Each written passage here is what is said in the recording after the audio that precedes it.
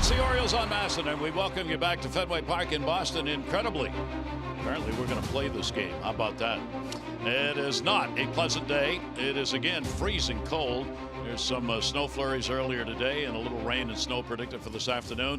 But tomorrow looks like a washout already, so they really want to get this ball game in, and so we're going to give it a whirl. Great to have you with us. I'm Gary Thorne. It is Jackie Robinson Day, of course, all around Major League Baseball. This is the day when the color barrier was broken, the 71st anniversary of that date, and this is the Hall of Famer who did that.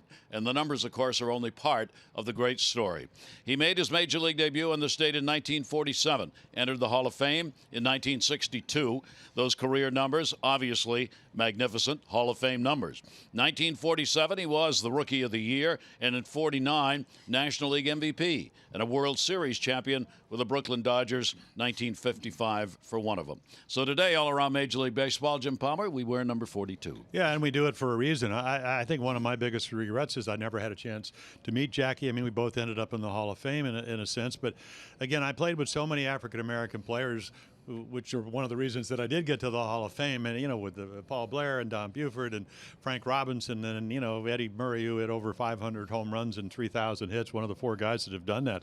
But I just cannot imagine what he went through. And for Branch Rickey, not only picking a guy that could play the game, you know, if you want to kind of look at what he was able to do in modern numbers, the wins above replacements, he played 10 years, he was 61 wins above replacements. He could steal bases, he could hit home runs. He was just a marvelous player, and he paved the way for so many great players to come up here and show how good they are.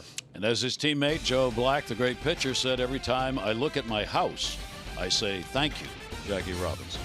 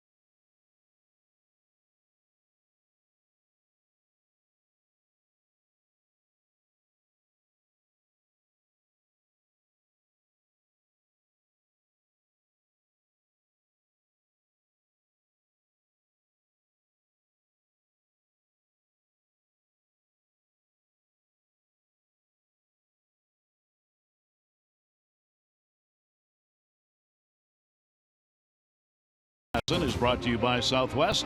Low fares with nothing to hide. That's transparency. Here at Fenway Park, it'll be one of the colder games played. As we look right now at that temperature, our game time temperature brought to you by BGE Home. We know more and we do more. 35 degrees, and the wind chill is going to be significant because that wind continues to blow in. Let's take a look at the Orioles lineup brought to you by Southwest. Low fares with nothing to hide. That's transparency. So for the Orioles, it'll be Mancini, Gentry, and Machado, Jones, Valencia, and Davis, Beckham, Santander, and Joseph. Caleb will be behind the plate again. And for Manny Machado, career versus Sale, he's got some real good numbers. Yeah, and that's not easy to do. You know, again, tall, lanky, hard throwing, 3 above average pitches. You can see changeup, slider, a couple of different fastballs along with a changeup. that he'll throw in any count. So there are the numbers. Off to a great start. Last year, second behind Kluber of the Indians and the Cy Young award winning. And you can see lefties, and maybe this is why Chris Davis hitting 364 against him. And the first ball is going to go to short. Nice backhand stop, Lynn. Throw off the mark, though, and he's on. There can be some of that today. The temperature the way it is, Lord only knows what that ball is going to feel like for the pitchers, the fielders, and the bats for the players. So the Orioles get the leadoff man on. Well, very fast infield, and he makes a great play to get it. But then again, you could see having trouble get the grip. I think even on a normal day, I mean, look at this range. This is why he's here. Bogart's out with the ankle injury. He'll be out for a couple of weeks. But easily gets to it, but then again the grip, that's a whole other story. That's going to be a base hit. So Trey Mancini continues this unbelievable charge he has here in Boston. He's now hit in 14 consecutive games against the Red Sox, and here is Craig Gentry, and that is going to be foul back. Look over at first here, looking at Bobby Dickerson, the Orioles third base coach, see if the Orioles might have something on here, even a hit and run situation. Craig Gentry getting the start in center field today. Adam Jones is going to DH. A lot of that has to do with the weather. And obviously, Buck Showalter had said he wanted to get Adam off the field a few times anyway. Devers is in at third base, right on the cut of the grass. Pitch on the way, and the fastball is going to miss inside for a ball.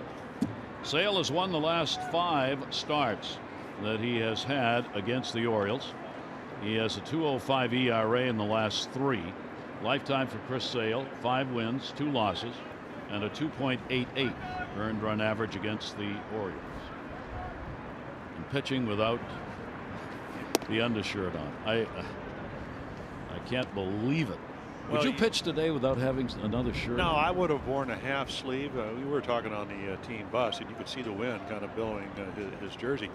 I didn't want one that was over my elbow because it does bother you, but you just get it cut just above it, but it gives you a little bit of protection. But again, you know, he's used to it, and he is Chris Sale. He can pretty do whatever he wants to do out there. Yep.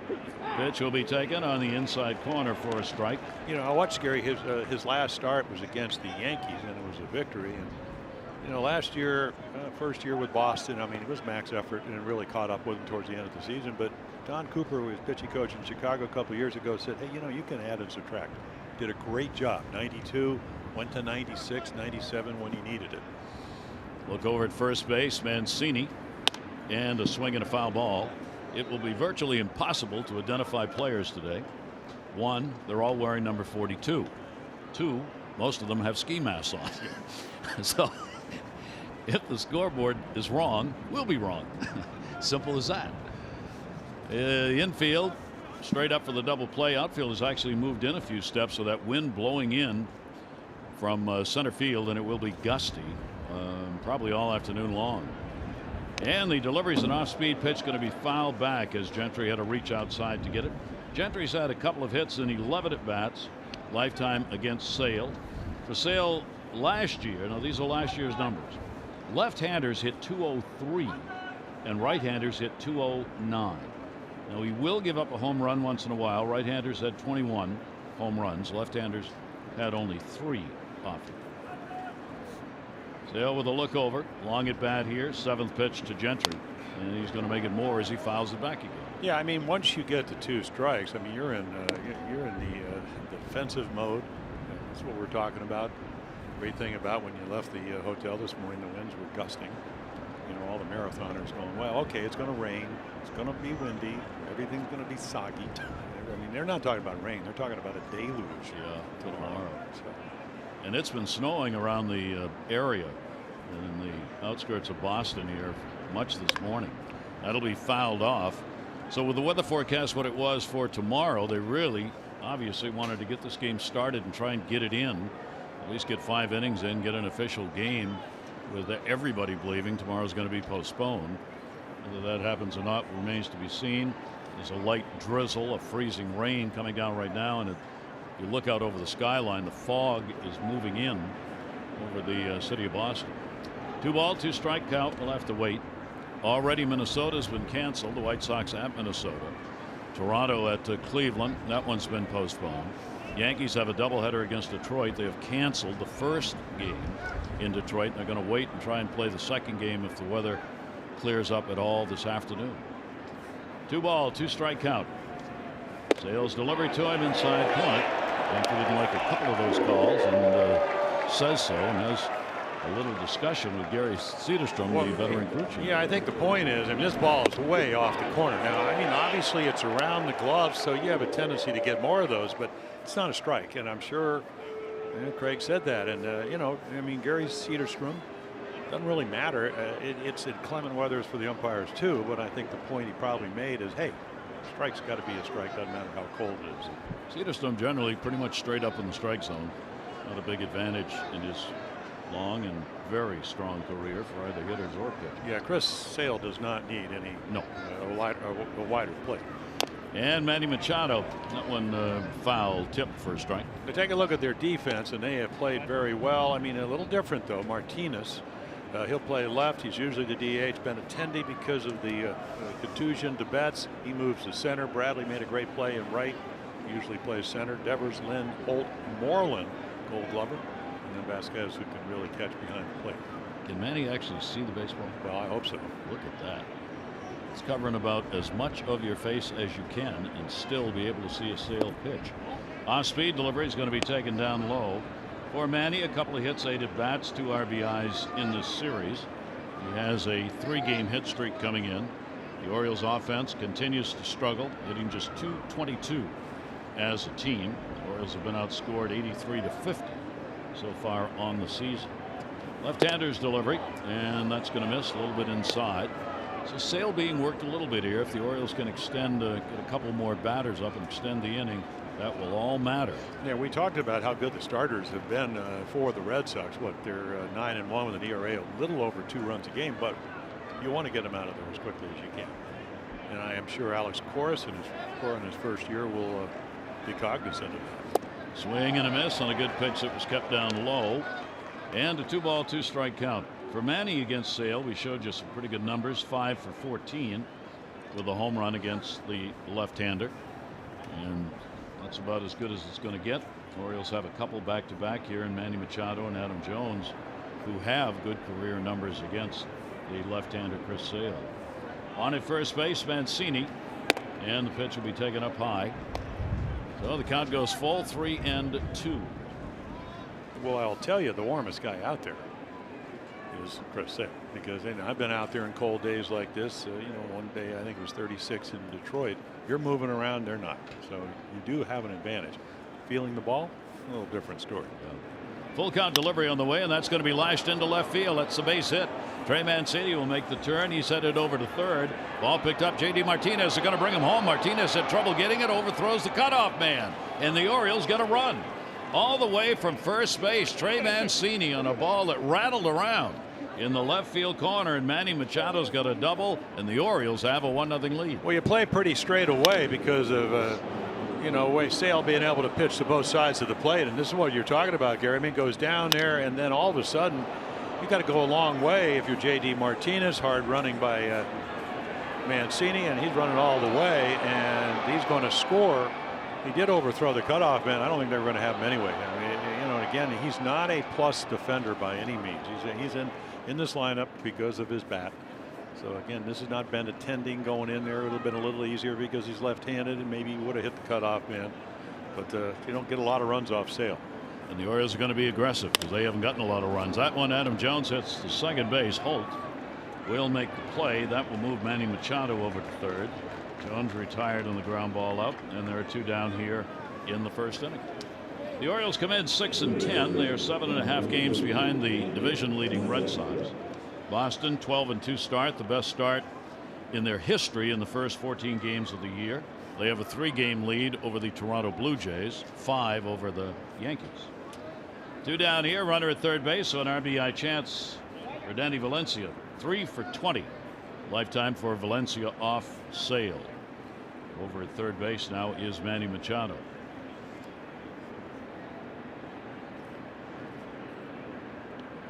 Hardy fans, a few have showed up here today. They should get a free pass the rest of the year. Pitch will be taken outside for a ball. This, I believe, is going to go down as the coldest start for a Red Sox game in history, as this is, at least at the moment, what I heard this morning, a record low for this date in Boston. 1-0 count, and the pitch will come inside. Sale a little upset with himself as a couple of pitches have gotten away from him. Well, he's done his homework. He knows that Valencia, he wears out lefties. Maybe not wears out him, as you mentioned, 3 for 20. He also knows he's got Chris Davis on deck, who hits lefties well. Lefties on the year very early, 4 for 11 against Sale in the starts he's made. At Tampa Bay, no runs, 1 hit in 6 innings. 1 hit in his opener. Miami run on 5 hits in 5 innings, and then a run on 8 hits in 6 innings in the last start against the Yankees. But only 1 decision. He is 1-0 on the year. That came in the last start against New York. That one's going to be chopped at, hit to short. Lynn's got this one. Makes the throw over to first to record the out. But the Orioles get a run on a couple of hits, no errors, and 1 left on base. Right-hander Dylan Bundy pitching when we come back.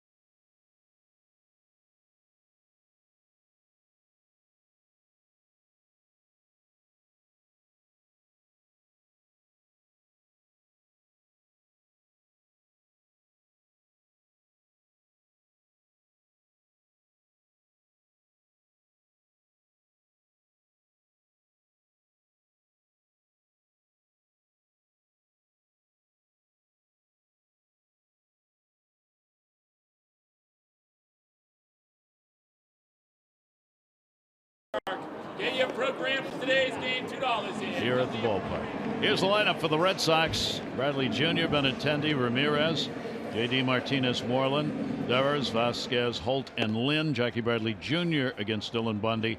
Best numbers in the lineup today for Boston. Yeah, and of course Dylan, this will be his 4th start. He's a complete pitcher. 2 different kind of fastballs. Got the curve, change, slider. Slider probably the best of all the secondary pitches. And he has pitched real well. Now, nothing to show for it other than the fact that you got to feel good about yourself. They've scored not a lot of runs for him. I mean, they scored. He left with a 2-0 lead. Brock got the blown save on the opening day. He got a 2-2 no decision down in Houston, and then lost 2-1 on a 3-0 home run against the Toronto Blue Jays. So again, pitched well. Not a lot to show. Last year, over 6 runs a game. This year, so far, haven't scored a lot for him. So Dylan Bundy, right-hander, 25. Barr, first ball hitting center field. Will be played by Gentry. Wind blowing it in a bit. And Jackie Bradley Jr. is out on the pitch. Yeah, Mancini, Gentry, Santander, Adam Jones, as you mentioned here, he's a DH today. Valencia, Machado, Beckham, Davis, Caleb Joseph pitched on or caught on Friday night, and then took yesterday off because of the lefty or the righty, and they let Cisco pitch. But today he's facing Chris Sale. Orioles have committed 10 errors, 3rd most in the American League. They've given up 8 unearned runs. The Red Sox defensively are tops in the American League for the moment. They've committed only 3 errors. They have surrendered 1 unearned run on the year. Dylan Bundy against Benintendi, who was 3 for 16 against the right-hander. That ball down the line again towards the seats. It'll be blown that way. Boy, the wind really got a piece of that one. Yeah, this is a, again, we talk about we saw Stanton the other night overrun a ball. You got to really chase everything because of the wind, and it's cold, and balls come back you think are going to be foul. Of course, Benintendi uses the whole field. You'll put that one up in the air. Every pop-up fly ball will be an adventure today. Shortstop Machado goes back, makes the play. Well, here's what's going on in the series. 4-game set, of course, and so far coming into the play, it has been all about the Red Sox. The number you need to look at, that starter ERA. Yeah, well, I mean that, and 4 runs against Tillman on Friday night, and then 3 runs again against Cobb yesterday. So early runs. Obviously, Dylan Bundy. I mean, he's a very tentative young man. He's paying attention, so he's 1 out from getting out of this inning unscathed. This has been the big inning. Yeah. And this has been one of the big hitters, too. Here is Ramirez. He's DHing today. He's got a 10-game hit streak going, and he pops one way up in the air. It's over on the first base side, and the catch will be made as Beckham puts it away. Great outing. Remember, the Orioles been outscored 18 runs in the first inning this year. Not in this one.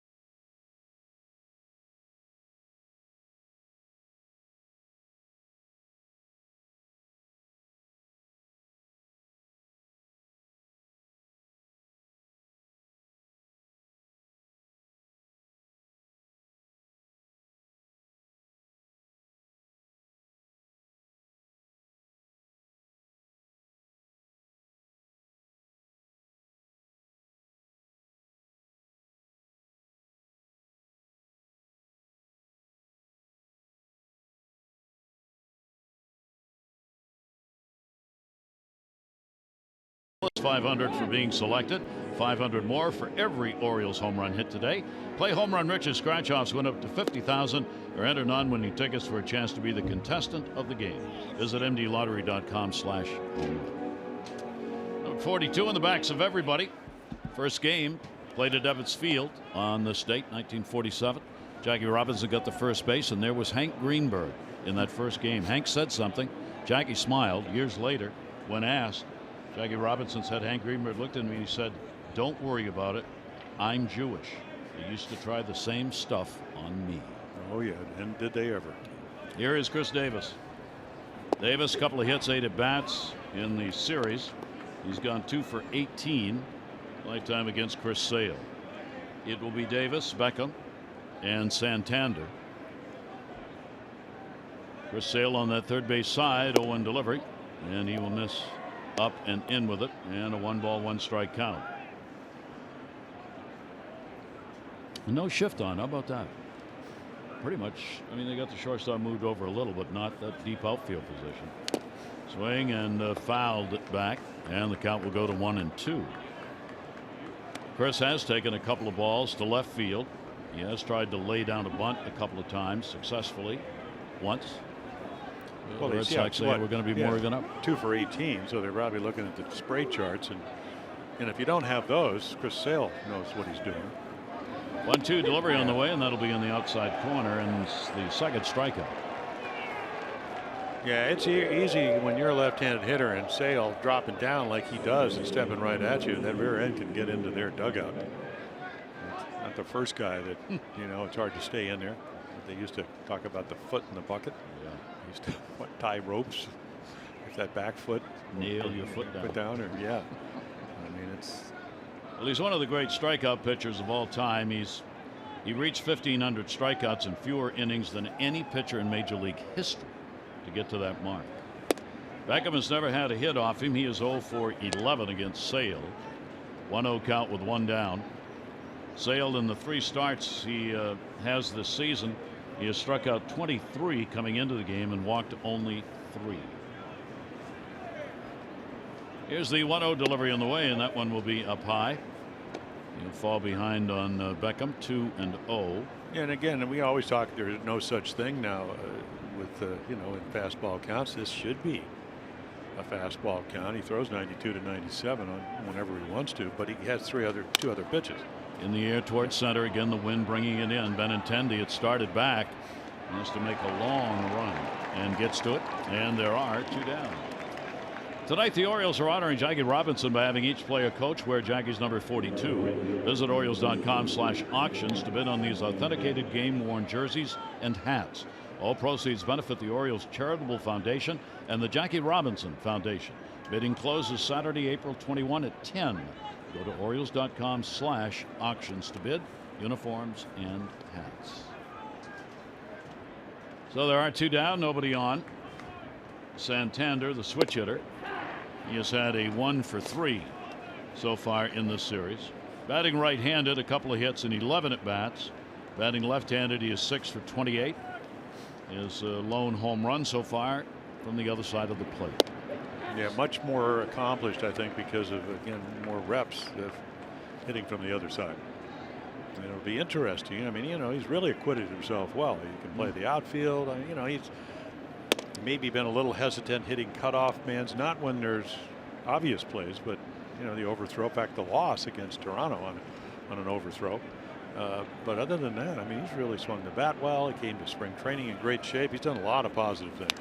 And he's learned the outfield in spring training, and most of that was in left. But once the season started, he's been asked to play in right field, and he has done a good job out there. So Santander's earned the confidence of his manager, Wayne Kirby, with a lot of help on that, working with him in spring training and keeping him positioned as he does with all of the outfielders during the games.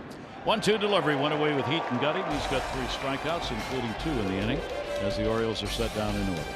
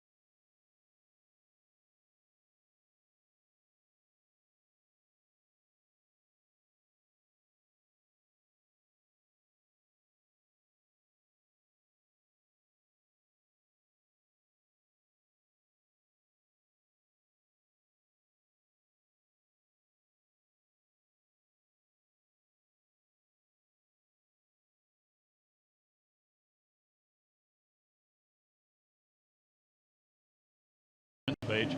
Rain in the forecast. Chance the Yankees will never see Comerica Park. They haven't played there yet, and they've had the first game today canceled. They're waiting around. Could be a plus, though. The Yankees could be trading Luis Cessa in a start for CC Sabathia. We're probably keeping CC on Tuesday, Aaron Boone said yesterday. More rain Sunday likely would lead to Sabathia coming off the DL for Tuesday's game, and Cessa would come out of the rotation. We'll see whether they get the second game in or not. Dylan Bundy's got the sleeves on, and a solid 1-2-3 inning to start the first. He's got Martinez, Moreland, and Devers. Well, he said springtime in Oklahoma when he got on the bus. Not much bothers Dylan Bundy. Well, why? Yeah. I mean, Buck Showalter talked about it. you know, of course, we're in the dugout not doing anything. The players, it's not the first team that's had to play in inclement weather. And what a privilege. You know, ideally, no. Other team has to play. Same conditions, That's level playing field. Yeah.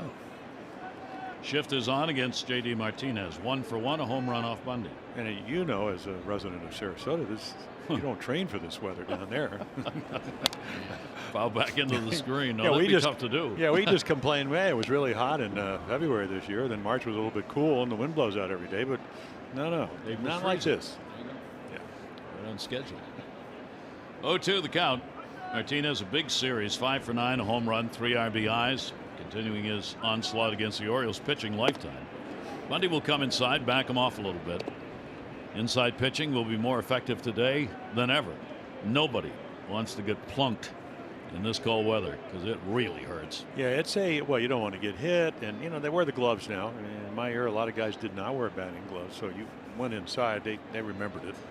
And then goes away. Great setup on the strikeout. Well, we showed the 4 pitches from Dylan Bundy, and you know, when he came out of high school, this was his best. I mean, an overpowering fastball in the upper 90s, and Tommy John took care of that. The slider was always, on a scale from 20 to 80, it was close to being an 80. You don't see that from high school pitchers. One of the great high school pitchers of all time, along with Doc Gooden, if you talk to scouts that scouted him. But that slider's the equalizer. Here is Moreland. Moreland just a 1 for 4 in this series. Does have a 4-game hit streak. Not good success against Bundy. He's had only 1 hit in 15 at-bats against Dylan Bundy in his career. Red Sox have won 3 in a row coming into this ball game. Orioles are trying to avoid losing 3 in a row and also keep their hopes alive for splitting this 4-game set with the 4th game scheduled for tomorrow, Marathon Day at 11 o'clock. Well, if you win today, you have a chance to do it. And, you're going to have to beat Sale, and you have the right guy. Started opening day for the Orioles, and Dylan Bundy. 2-0 delivery on the way. That one is ripped to the corner in right field, way back, and that's going to take a hop and go into the seats. It will be a double for Moreland, who found one up and in the price range. Yep, oh, he did. And of course, hitting the count, we talk about there is no such a thing as a fastball count. Well, there is if you want to look for it and you get it. And that's exactly what happened. So again, this is a team that leads the American League in doubles. It's 2-0. He's looking fastball. He gets it. He can be a little bit quicker. And you can cheat on it because if it's anything else, you can take it. So the Red Sox, who are second as a team, hitting .319 with runners in scoring position, get one there. Devers the batter. Breaking ball will miss outside. Red Sox have gone 8 for 22 in the first 2 games in these situations. And a chance with the Orioles on top 1-0. Get this ball game tied up on a base hit. All these left-handers in the lineup for the Red Sox against Dylan Bundy. I think it's 1, 2, 3, 4, 5, 6 lefties. 6 of the 9. Why? Last year lefties hit .261 off Bundy. This year they've gone 9 for 31 coming into the game, whereas right-handers last year hit only .222. Well, that's where the slider comes into play. More effective against the but he has a curveball, has a changeup. Doesn't throw in, but we did see in the opening day against Minnesota, that was 4th in the American League last year, he used a slider and left with a shutout after 7. One down here with the runner on at second base. Pretty good lead being taken by Moreland. Check swing went around and he is on. You get an idea. We've talked about how Alex Cora has been very aggressive. He gave Devers, I mean, he's swinging 3-0, and it certainly could have been called a strike, but it isn't. Why not? You got a good young fastball hitter. He can look for a fastball, as Moreland did, but he misses with it. Take a lot of pitches, this team. That's what they've been doing. They are second in the majors in runs, over 6 per game. They have scored 6 or more runs each of the last 7 games. Now there are 2 on, only 1 away. Pitch in there for a strike. Vasquez is 5 for 12 lifetime against Dylan Bundy. He's had some pretty good success compared to everybody else. Yeah, Dylan lost here last year, pitched very well, but he went 3 for 3 in that game. So Holt right on deck is also hits him very well. Timeout asked for at the plate by Vasquez. Holt's 5 for 8, so he's in the lineup today. I mean, you look at the numbers. playing pretty well. Yeah. Against Dillon. 0-1 count. Runners off first and second base. And that pitch will be taken away. Vasquez, a couple of hits, 8 at bats with runners in scoring position so far this year. He's stepping out after each of the pitches here to regroup. Looks like he's got about 4 layers on. He's a bit heavier than he was in the game 1. And that pitch is going to be a strike. That one coming at the letters, and a 1-ball 2-strike count. Yeah, I'm not sure you want to live in that neighborhood with your slider, but it fooled him. So he gets to see it. That's what hitting's about. I mean, if you get a good pitch to hit early, you know, hitting instructors encourage you to swing at them. And it's not what you're looking for. You take them. Vasquez, couple on. Pitch on the way to him. And he chases one and somehow got the end of the bat on it and fouls it off. Yeah, well, Caleb Joseph moved up and in, and that ball was low and away. So there's your target. And not that it was a bad pitch, but it was nice place coverage because that's what he's trying to do. We've seen the Red Sox in this series, and you know, again, went 7 runs the first night, 10 yesterday. They have covered pretty much the whole strike zone. Here's the 1-2 delivery again, and again somehow able to tip it foul. Well, there's a good slider. And he takes a good pitch and stays alive. What Vasquez is doing here, and the Red Sox know Dylan Bundy likes to work quickly, not only the cold, but he's stepping out on Dylan Bundy trying to slow him down. Because Dylan's getting that ball back, and even faster because of the weather, I'm sure. He's looking for the sign and looking to pitch. And Vasquez, realizing that, is backed out after every pitch. 1-ball 2-strike count. Runners off first and second base. Delivery to him, and he throttled back on it and gets him, and that's strikeout number 2. Yeah, the slider, when you know, again, it's such a great pitch. Now we saw him cover it low and away. This one's down and in. It's kind of one of those front door sliders. And again, you can see right here, first 3 starts of the year, Bullet Bob Turley, that was his nickname. Dylan Bundy, Messina, Wade Miley last year with 24 things. So those are your strikeout figures in your first 3 games. Neither of these pitchers walks many with those strikeouts. 25. Dylan Bundy walking only 5 in those first 3 starts. Here is Holt. Holt getting the start at second base. 2 for 4 in the only times he's been to the plate. Dylan Bundy here at Fenway. 3 previous starts, 6 appearances, 2-1 for Bundy in this ballpark. His ERA at Fenway is 3.57. Got 2 on. There are 2 down. 0-1 delivery. And going to be sliced foul the other way by Holt. It's kind of good news because Tillman was 5-1 with a very low ERA. He got pounded on Friday night. Cobb, who of course is in the middle of spring training but rushed back to the big leagues, he was 5-1. You know, he gave up 3 in the first. So most everything has gone in reverse for the Orioles this year. Yeah. Starting pitching is going to be bad. It's been one of their strengths. They're going to score runs no matter what. They haven't scored runs. Bullpen's going to be real strong. It's been okay. Foul back into the seats, and the count stays at 2 strikes. Bundy throwing a lot of strikes, and he is one of those who will consider what's going on behind him, get his teammates off the field as quickly as he can, and in this process keeps, of course, the defense alive instead of freezing in one spot. 0-2. Runners get their leads, and the pitch on the way, and that ball is going to be popped up third base side. Valencia will come in and appropriately calls off the catcher and makes it. So a good job by Bundy. No runs on 1 hit, no errors. The Red Sox will lead 2. The Orioles have a 1-0 lead.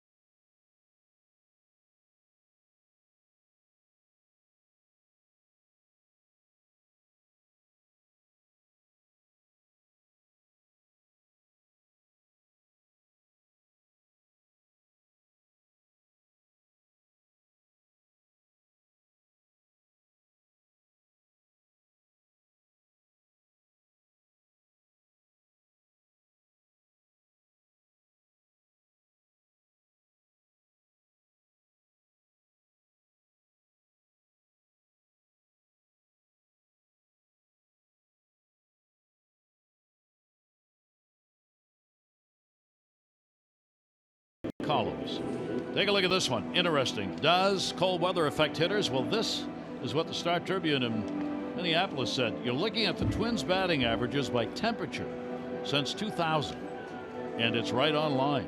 As the temperature goes up, so do the batting averages, even at 91 plus to 273.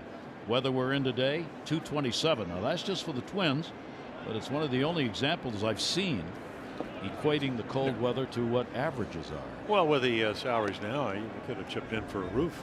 Don't you think? Well, they wanted to. They didn't have enough room. They were going to put a roof on that building, but because they squeezed it in downtown, they didn't have enough land to put the equipment in that would have been necessary in to order build to have a a roof. roof. Yeah. That's what I understood when it was built. So that's why they didn't do it. Well, you were yearning. Was it yesterday for the I never Metrodome? yearn. For the Metrodome? The baggy roof? Yeah, exactly. Yes. Well, for them. Yeah. That one's going to be foul back as Caleb Joseph, a couple of hits, 12 at bats off Chris Sale with the Orioles up 1-0. Never yearn. Well, that's a broad statement. Young man, never. Yo. Say ever. You know, yearning can be a good thing. Here's the 1-2 pitch, fastball taken up high, and the count goes to 2-2. Yeah, if you don't think run support plays, he got 5 runs a game last year on his way to winning 17 games. He had a 1.19 ERA in April for the Red Sox last year, and he was 1-2. So they didn't score any runs for him, and then it kind of improved. He didn't, because I don't know if you could be a whole lot better than having a 1.19 ERA, but he just looked like, especially in the playoffs, didn't have a great slider. So he got banged up a little bit by Houston. Sale, another one going to be foul back. So Joseph hanging in, fouling off some pitchers. He's closing in on 100 wins in his career. Should get there this year. He has 92 wins and only 58 losses for Chris Sale. Caleb Joseph, the 2-ball, 2-strike count. Pitch on the way, and he comes up with heat and gets it. Yeah, 93. But again, I mean, he's so deceptive. You don't see guys way over on the third base side. Watch him go way right. Yet he can pitch inside with the best of them. And again, great windup, able to repeat it. A lot of times when you're 6'6", 6'7", that's something difficult. The Sale gets the out on the strikeout. That's 4 Ks, 2 in a row. Top of the order, here's Trey Mancini, who started out as he always does here at Fenway with a base hit. 13-game hit streak against the Red Sox. He has hit safely in all 10 career games he's played here at Fenway, 18 for 35. And he has tied the Orioles record for the longest hit streak here in Fenway that was set by Don Baylor. Baylor had hit in the first 10 games he played against the Red Sox when playing as an Oriole. And Mancini will take the off-speed delivery for a strike. Yeah, the nickname for Don Baylor, and of course he was one of my early teammates before he got traded for Holtzman and Reggie Jackson, was Groove. Because when he would get in the groove, he was grooving. Mancini goes the other way again. Moreland stops it and will take it to the bag himself. And 2 down here in the 3rd inning. Birds are going to be hosting the Cleveland Indians Friday, April 20 through Monday, April 23. On Sunday, April 22, celebrate Earth Day at Oriole Park. Team takes the field in special Earth Day jerseys and caps. And the first 20,000 fans 15 and over get an Earth Day tote bag presented by MLB Network. Tickets at Orioles.com. A couple of quick outs here, nobody on. Gentry, a strikeout victim, his first time up. He'll take the pitch up high. Orioles, after their 7th win of the season, 6th win if they can come away with one here. Pitch up high. Orioles have not lost a series to Boston in the last 6. And they need to win today and tomorrow. Here. Yes, Yeah, here. they got swept Here at Fenway. in September last year after sweeping the Red Sox up here. That one goes off the catcher. Yeah, it's kind of interesting. I mean, the Orioles were very much in the wild card race until 7-20 September, and because right before that they came up here and they won by a large margin. They won by a close game, 2-1. I mean, they played very well, and then all of a sudden, starting pitching was never great, but the hitting, 2.98 runs in the month of September. 2-ball, 1 strike count. Sale delivering to Gentry, and Gentry will be moved back a little bit on that one. You got a strikeout pitcher against the Orioles team, which has struck out more than any other team in the majors. Coming into this game, 154 strikeouts for the Orioles. 3-1 delivery by Sale. He's going to walk it. Yeah, 18 more than the Texas Rangers. A lot of K's piling up early for the Orioles. Well, just that you said this is what this guy does. I mean, when you're a starting pitcher and you're averaging over 12 punch outs for your career, you are.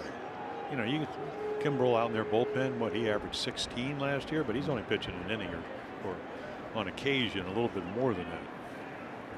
Yeah, for a Sale, that strikeout mark, second in Cy Young Award voting, by the way, last year.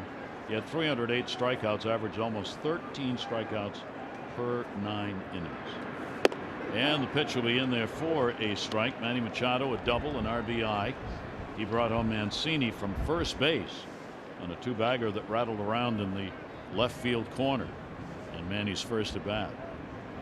0-1. Wind has even picked up a little more, really whipping. Runner goes.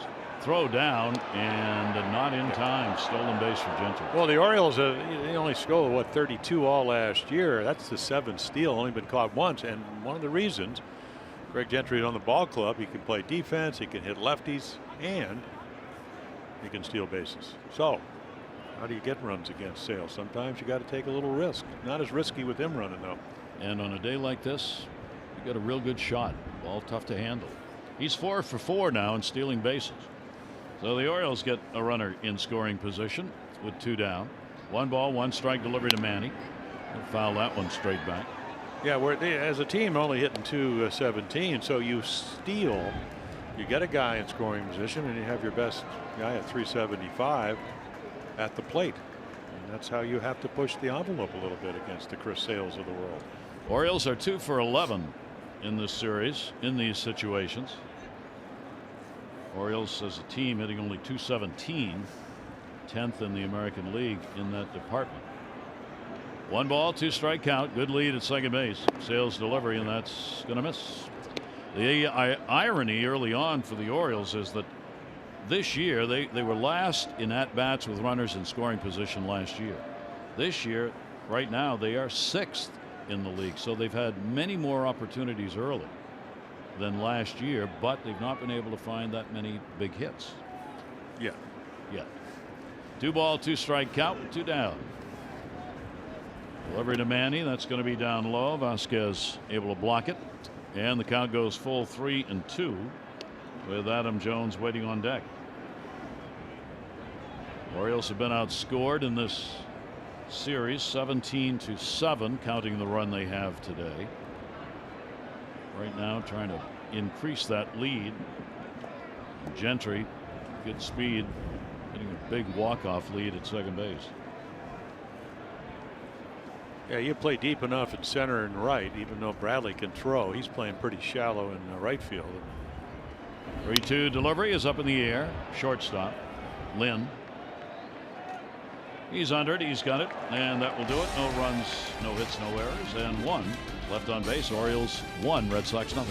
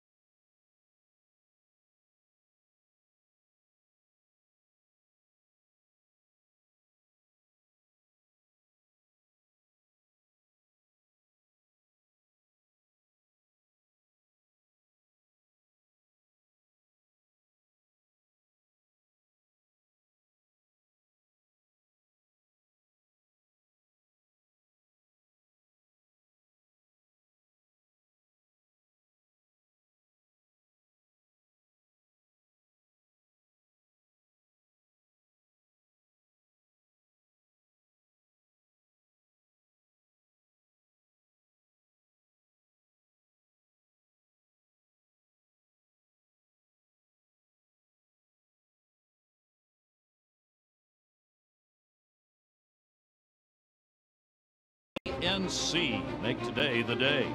And the hotels at BWI.com. Minutes from BWI Marshall, Amtrak, and Interstate 95. Discover the convenience of the hotels at BWI.com. And the Orioles has happened day in, day out. Making another roster change today. We'll take a look at that one in a minute. Timeout asked for by the home plate umpire here as they were getting the ball down the right field line off play. Bundy back to work with a walk and a couple of strikeouts. And the pitch taken for a strike by Lynn. So David Hess has been recalled AAA. In fact, he was taken out of a start yesterday to be available. And Donnie Hart, used in a couple of games back-to-back here, has been optioned back down. That ball tagged in the air to the gap in center field. That's way back there. Wynn may hold it up, though. And it is caught right at the well by the 420 mark. Lynn just blasted that one. And Santander got over there and hauled it in. Yeah, well, thanks to the wind, it's not a triple or maybe even a home run. Lynn can fly. It could have been an inside the Parker. So again, he's hit every pitch they've thrown. Changeups, fastballs, gets on this one. And then look at Santander. He's played really well. I think Gentry might have caught it. But again, I mean, this would, almost signed with the Yankees, but he ends up signing. Fastest guy in their organization coming in. And right here he sees that double or maybe triple home run is caught. Did he tag that one? Well, you learn from that at bat if you're Dylan Bundy. You're going, well, okay, I saw him the last couple of days. He's hit every ball either up the middle or the left field, but he can turn on a ball a little bit. So a good quick out and bunted down to third, trying to pick up a bunt base hit. Jackie Bradley Jr. flied out to center field his first time up. David Hess, who was called up by the Orioles today, never has played at the major league level. 24 years old. He's 28-28 in 91 minor league games. 4.14 ERA. There is David. And brought up obviously for some long relief work in the bullpen as the Orioles have continued to need that kind of help with some short starts. He's a fifth-round draft pick out of Tennessee Tech in 2014. Yeah, one start and he pitched well. 5 innings and only 3 hits, no walks, 7 strikeouts. That one's going to go into the shift, and they get the out. 2 down. Bradley retired on the play made by Beckham. Well, may the force be with you when the Orioles host Star Wars Night at Oriole Park Friday, May 11. Tampa Bay Rays will be in. Limited number of tickets remain. Reserve your ticket, including an O'Day 1 Kenobi bobblehead. Plus, after the game, enjoy the first post-game fireworks featuring Star Wars themed music. Tickets at Orioles.com/Star Wars. Yeah, well, when Colby Rasmus went on the disabled list, they added an extra pitcher. Most of them are optionable. So again, they'll just kind of, I think one lefty in the lineup for the Tigers, so maybe Hess will stay here through the Tiger series, which will end Thursday. Then the Cleveland comes in, a lot more lefties. Maybe Hart comes back. Yeah, well, either Hart. Well, I don't know if Hart can come back because of the 10 days, but you have a couple of other options. So they'll just try to yo-yo their way through as long as they have that extra guy in the bullpen. Andrew Benintendi hitting at .224 takes the ball down the line in left field. That's curving over towards the wall. It'll take a hop. That too's going to roll around in the corner.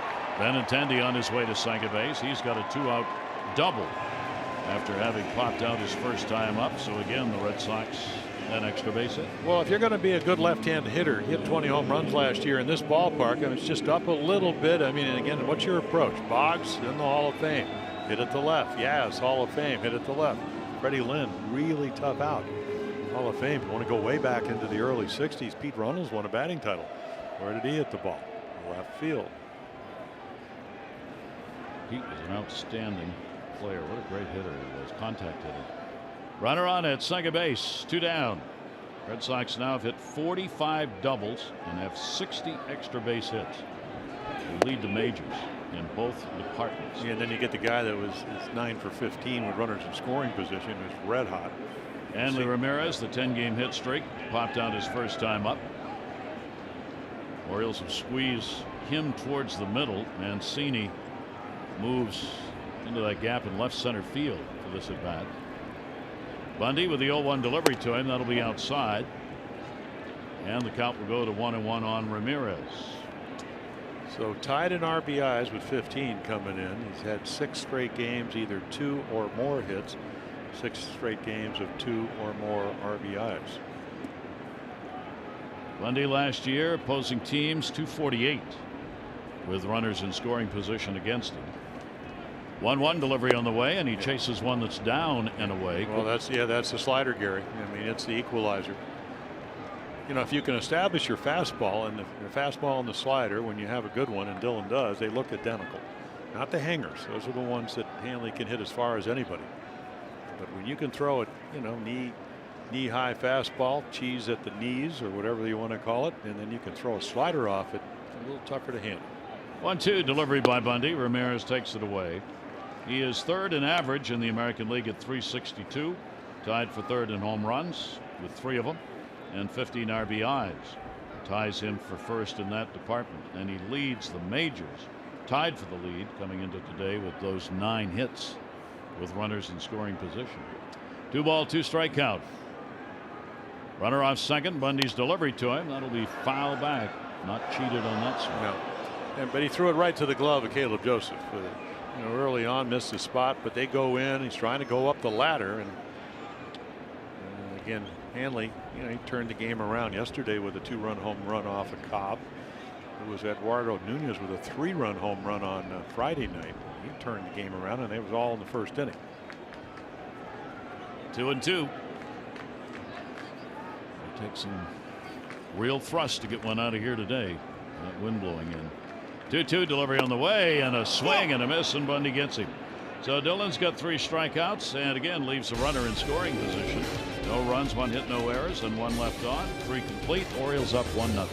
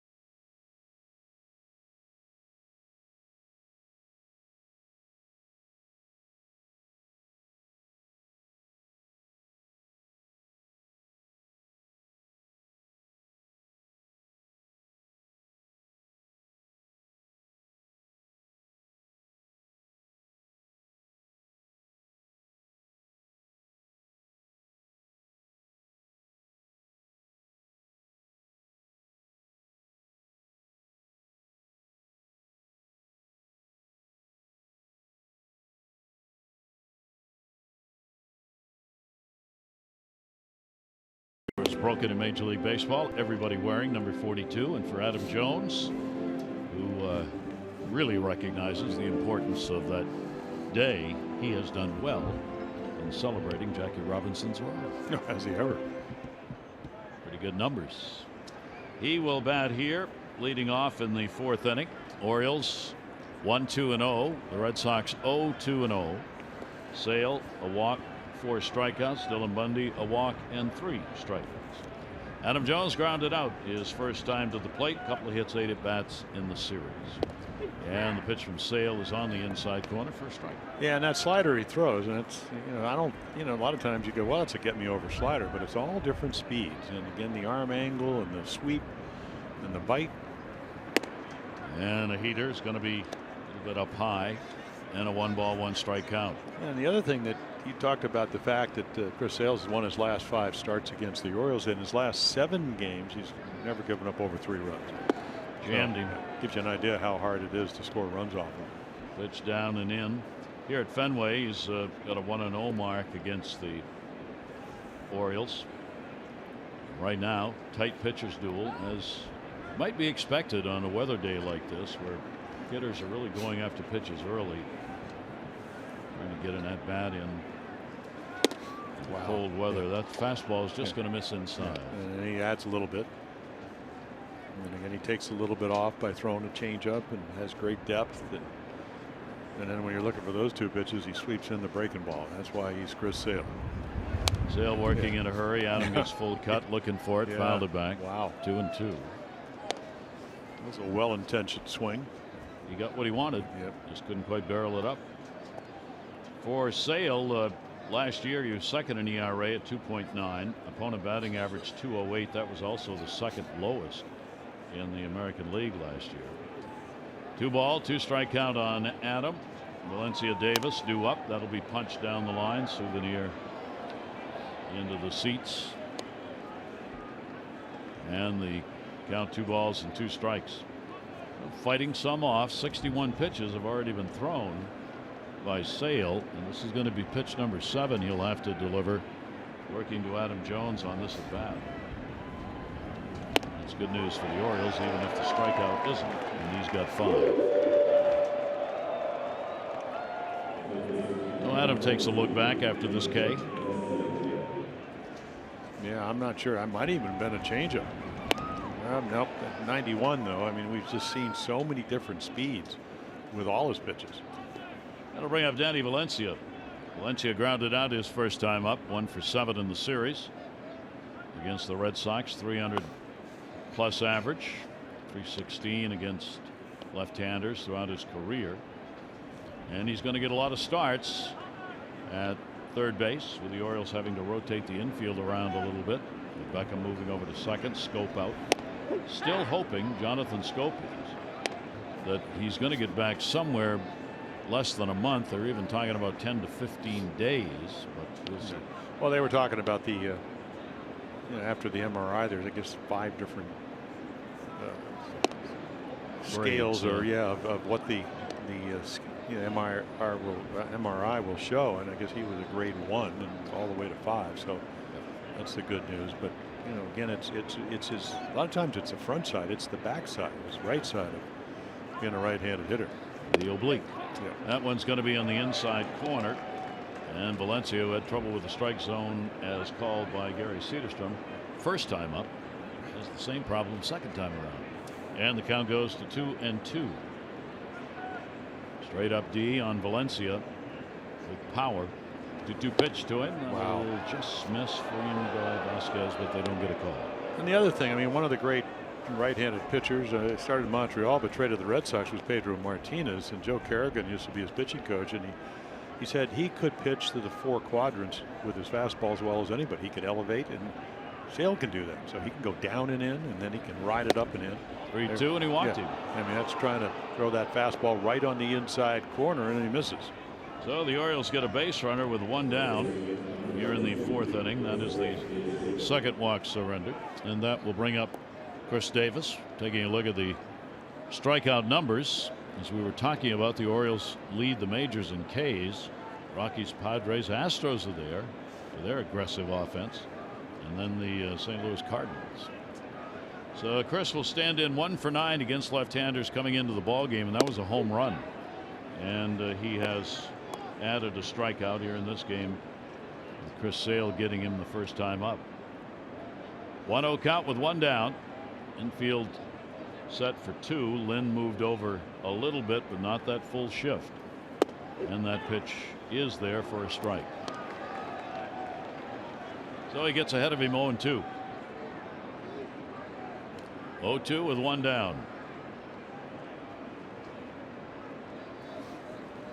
Sale, like Bundy, getting the sign, and away we go. Here's the 0-2 delivery, and try to get him to chase away. 1-2. Well, number 1 or first round draft choice by the White Sox. What, 60 days in the minors? And right to the big leagues out of the bullpen. That works. And then he would morph into being one of the best starters in baseball. And that ball going to be fouled away.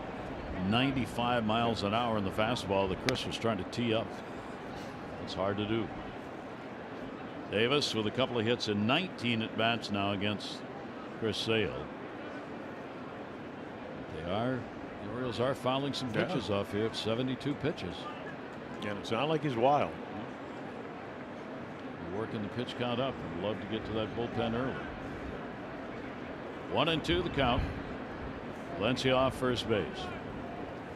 Davis will take the pitch. It'll be outside.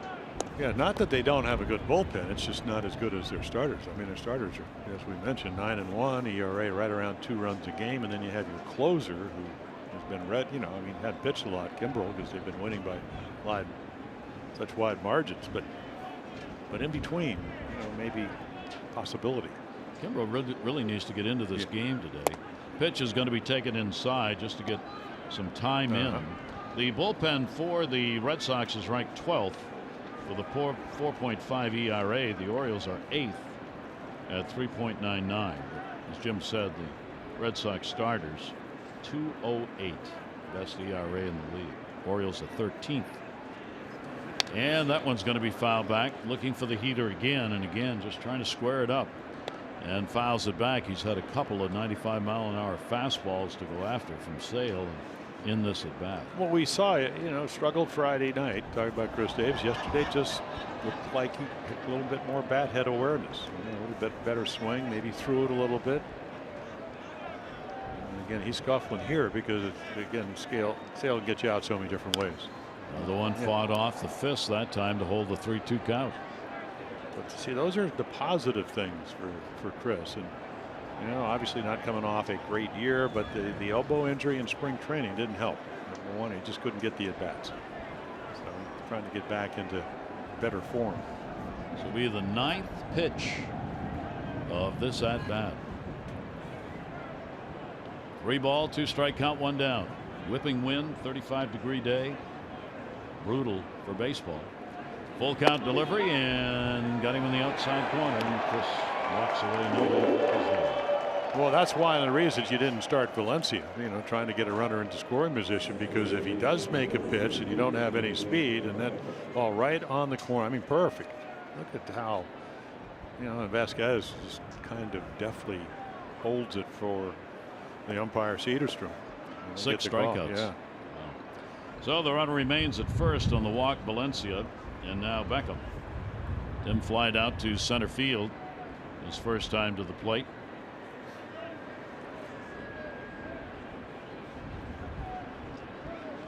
Two down, outfield shortens up, center and right.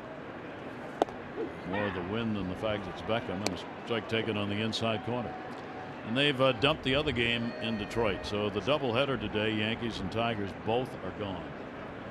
Bad weather. Yeah, I think Kenny Singleton, nice of him to be our weatherman. He must have been in Detroit going to do the games, and they scheduled it for June 4th, I believe.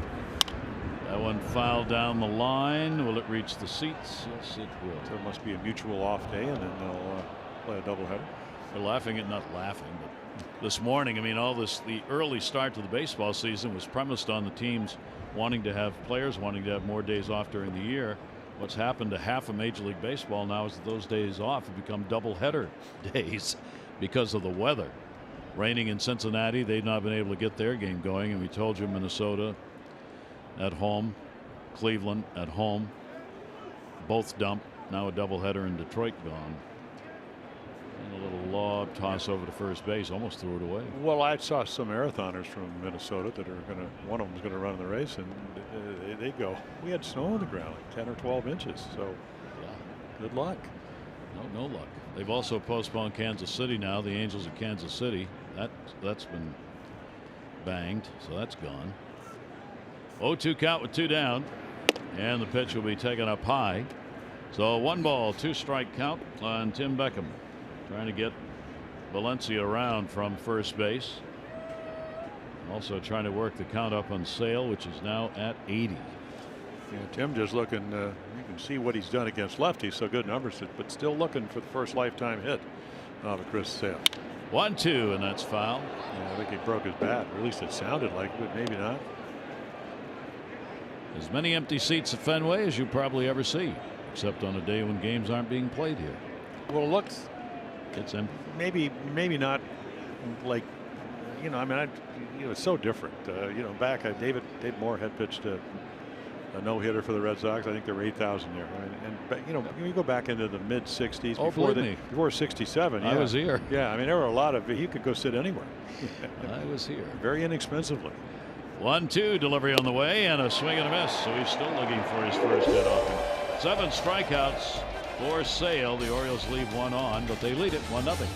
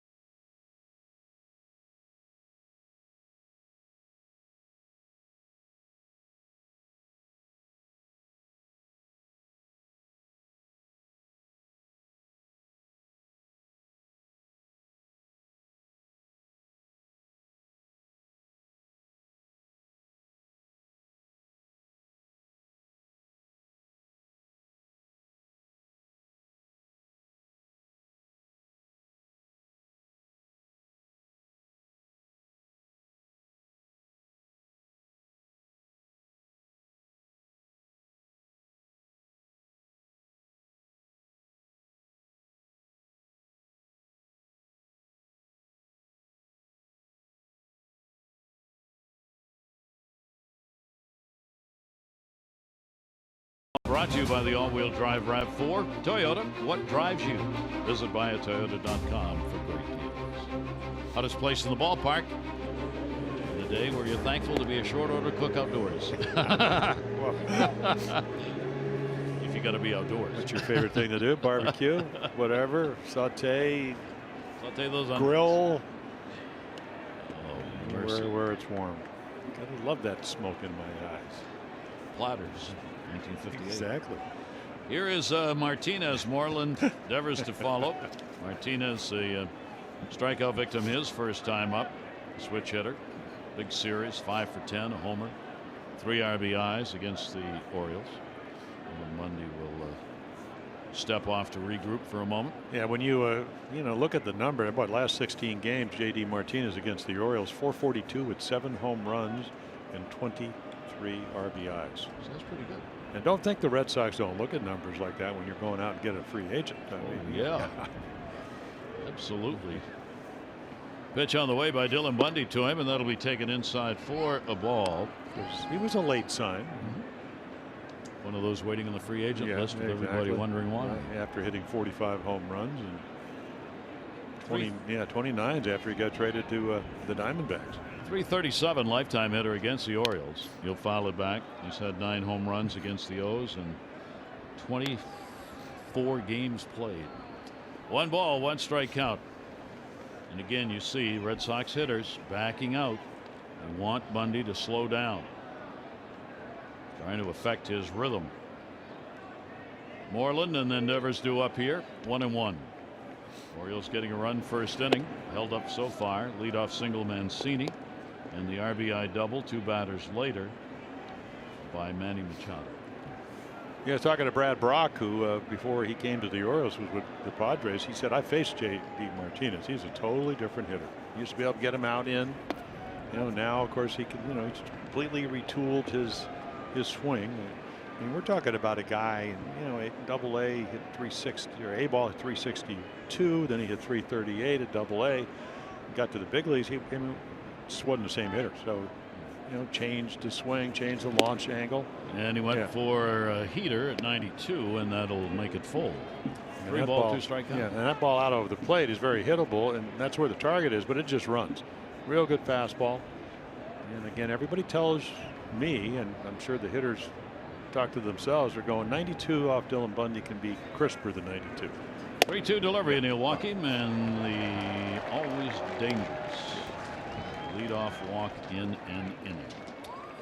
Get breaking Orioles news as it happens by checking out MASNsports.com. Visit our website for the latest headlines from Rock Cabanco and Steve Molesky. Don't miss an O's story. Check out MASNsports.com. Brock working here in the press box there on the right with the windows closed. Wise choice. For the second time in my career, the windows are closed in our booth too. I closed it once with the late Mike Flanagan about the 7th inning. Doing play-by-play, winds blowing in.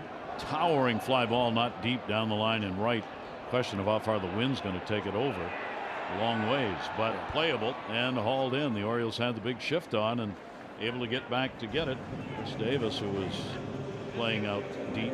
Yeah, you get an idea. You thought it was going to, be maybe the right fielder. Valencia moves over in the shift. Yeah, and puts it away. Yeah, exactly. And it looked like it was a ball destined for right field, and your second baseman in the shift catches it. Actually, a third baseman, but yeah, but playing second. Like I said, not gonna know who's out there. They're all you really 42, don't. and they all got ski masks. So one down, runner on at first base. Martinez with a walk. Devers drew a walk his first time up, and he'll go after the first pitch on a big cut. Yeah, got it in on his fist and out over the plate. This guy loves the ball. Again, another guy, 353 with runners in scoring position. 8 home runs in his first 20 games in the big leagues at age 20 last year. Throw over to get Martinez back. For Devers against the Orioles, he is 10 for 31. 3 doubles. Those are the career numbers for the young third baseman. Orioles are set to get 2 in the infield. Valencia will play in at third base. Take the bunt away. Pitch. That was close. He kicked the leg up. That wasn't that far off the inside corner. And a 1-ball, 1-strike count to him.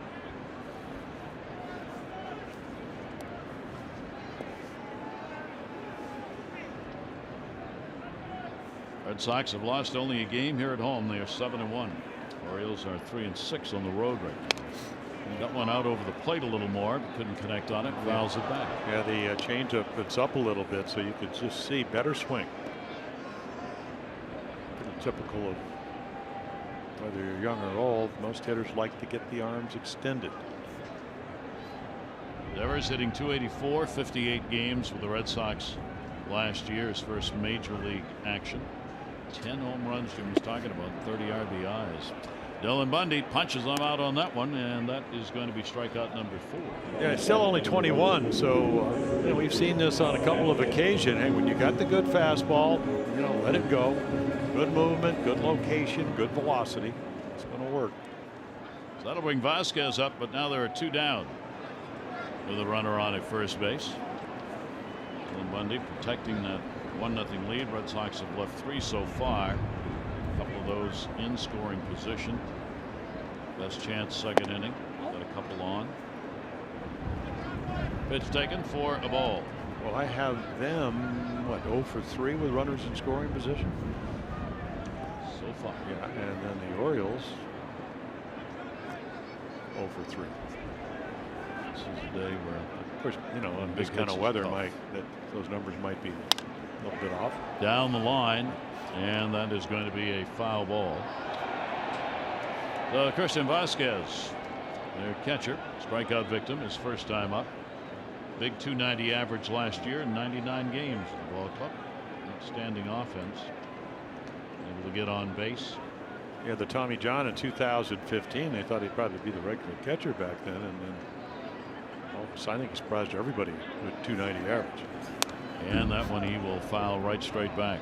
So Bundy keeping ahead of these hitters. 1-ball, 2-strike count. Distinct difference in pitches thrown. Dillon's at 55 right now, and they've got Sale already over the 80 mark. 1-ball, 2-strike count, 2 down.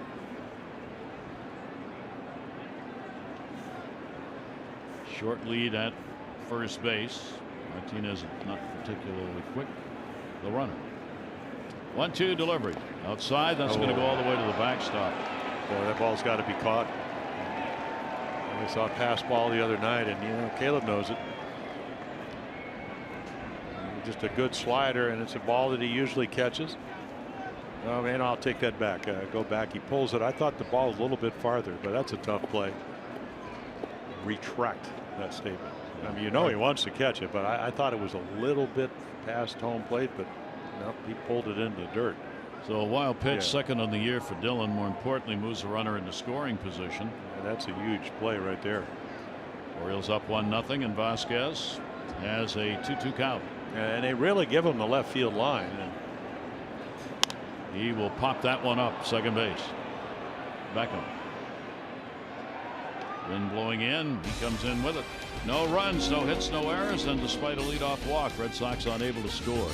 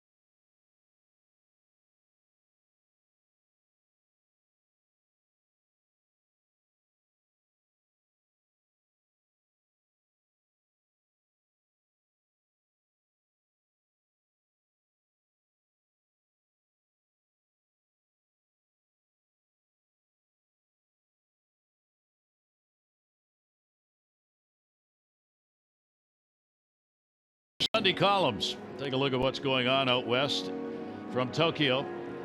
Shohei Ohtani's games are shown live in the morning. National broadcast on NHK.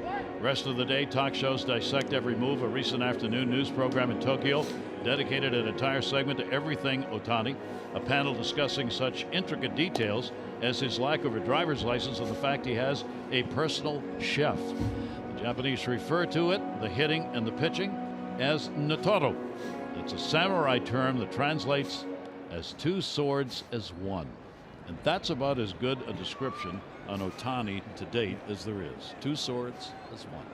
He was supposed to pitch today, but their game's been canceled too in Kansas City. So he'll pitch against the Red Sox Tuesday.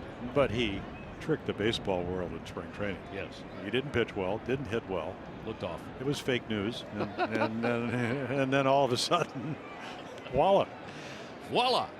No, actually it would be Tora something. Whatever. I don't know, but it works. Tora for opposing teams. I'm telling you.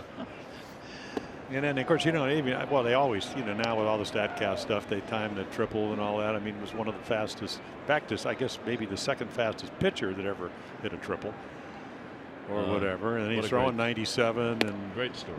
Great story for baseball. Well, and it's a great story for the Angels because now all of a sudden Houston's the defending champions, and I think they were, 12-3. Great start for Mike Scioscia and his team. Yep.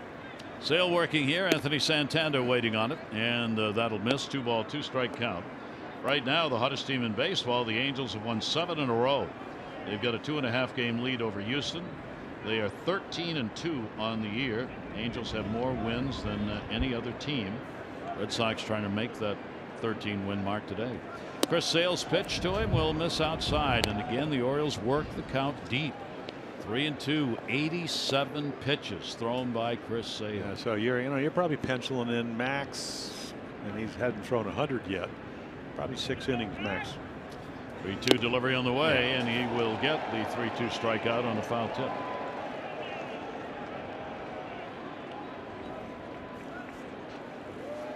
So again, how does he get you out? I mean, it's just a fastball. It's not in the middle of the plate. 91 miles per hour. There's Heath Hembree. We saw him on Friday night. Hard throwing righty. Great slider the other night. 9 strikeouts. Sale's high this year. He has struck out as many as 15 in a game twice in his career. And there's the changeup, and don't think they don't remember what happened. You know, he was 11-4 at the All-Star break last year and ended up 17-8. So they're going to back him off. And you know, do you want a guy throwing 110 pitches? Down to third. That is a fair ball, backhanded. Devers' throw in time as played. Yeah, I think everybody was worried about Rafael Devers' defense, but number one, I mean, just how patient he is because of his arm strength. So he's playing deep, makes the play a lot easier. Now watch this: 1, 2, little crow hop, accurate arm, strong arm. You got a Gold Glove first baseman. Yeah, I don't think he's going to have a whole lot of problems in any facet of baseball. So there are 2 down here in the 5th, and Trey Mancini. Mancini, base hit, run scored, and he grounded out. Led the ball game off the single.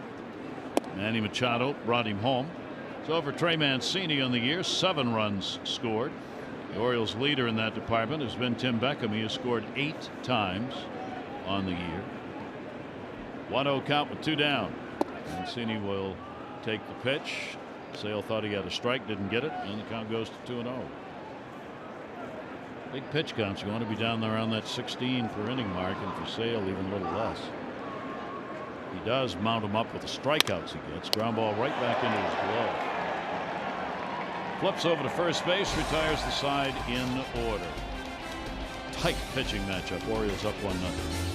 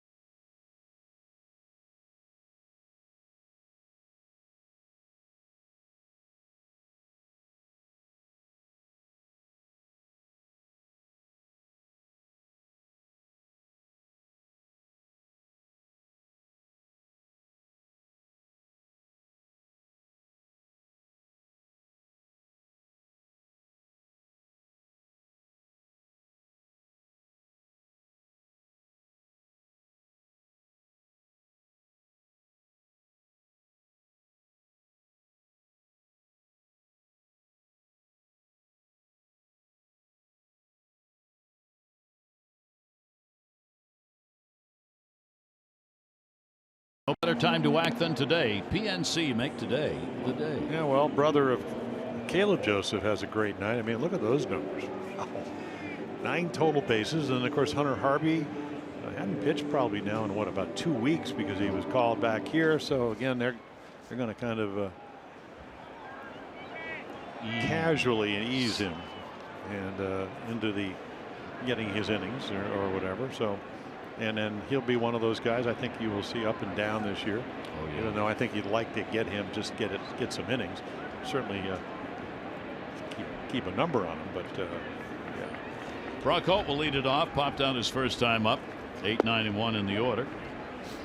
And this just put up on the board. The Red Sox and Aramark are thanking the fans for staying in the cold weather. And hot chocolate. Free hot chocolate. Oh yeah. If ever a day that was due. Here's the 1-0 pitch on the way, and a breaking ball and a good one in for a strike. Dillon has walked 2. He has struck out 4. Well, that's that's what they do on the Durango Silverton train. I know that because Spencer, one of his favorite train rides, free hot chocolate forever. If you ever, of course, you have to be on the train. Well, yeah. If you buy the plastic bottle. I like that. One of the great narrow gauge rail, goes like 40 some miles up the Animas River. It's great. I could start humming. No, there's no need. No, I No. mean, it's a great song. C.W. McCall. Yeah. I hear it a lot at home. 1-2, as you should. And well, yeah, and of course he does it better than CW, but of course CW is no longer with us, so he's not really bothered by that. But hey, you leave Durango, about 4.5 hours up the Animas River, you end up in Silverton. If it's not snowing, it's a lucky day in October. Much like here. Yeah, exactly. 1-2 pitch on the way, hit hard. Yeah. Chris Davis right there will haul it in. Hard hit ball by Just Holt. the way we diagrammed it. You hang a curveball. Holt, of course, came in at 5 for 8 off of Dillon. Couple of hits yesterday, so he's back on track. And nice defense right here. Ball's hit hard. Could have been a double down the line. 1-0 ball game, huge play. That'll bring Lynn to the plate. He's had multiple hits, consecutive games, first time in his young career. Well, he smoked one the first time. Looked like it might either be a triple or a home run. And now he's looking bunt. Yeah, well, he can do everything apparently. He put the ball deep in the alley, and Santander made an outstanding play on it in the well 400 plus feet away, the deepest part of the ballpark. Yeah, it's a ball that the wind really knocked down. He would have had a huge home run. Off speed delivery, that's a strike at the outside corner. Yeah, hit 5 of them last year down at AA Portland over 308. So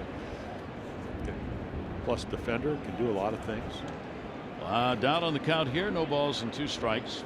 Leadoff batter Jackie Bradley Jr. waiting on deck. 0-2 delivery by Bundy, and another one hit hard. And that's going to scoot through, and that's a base hit.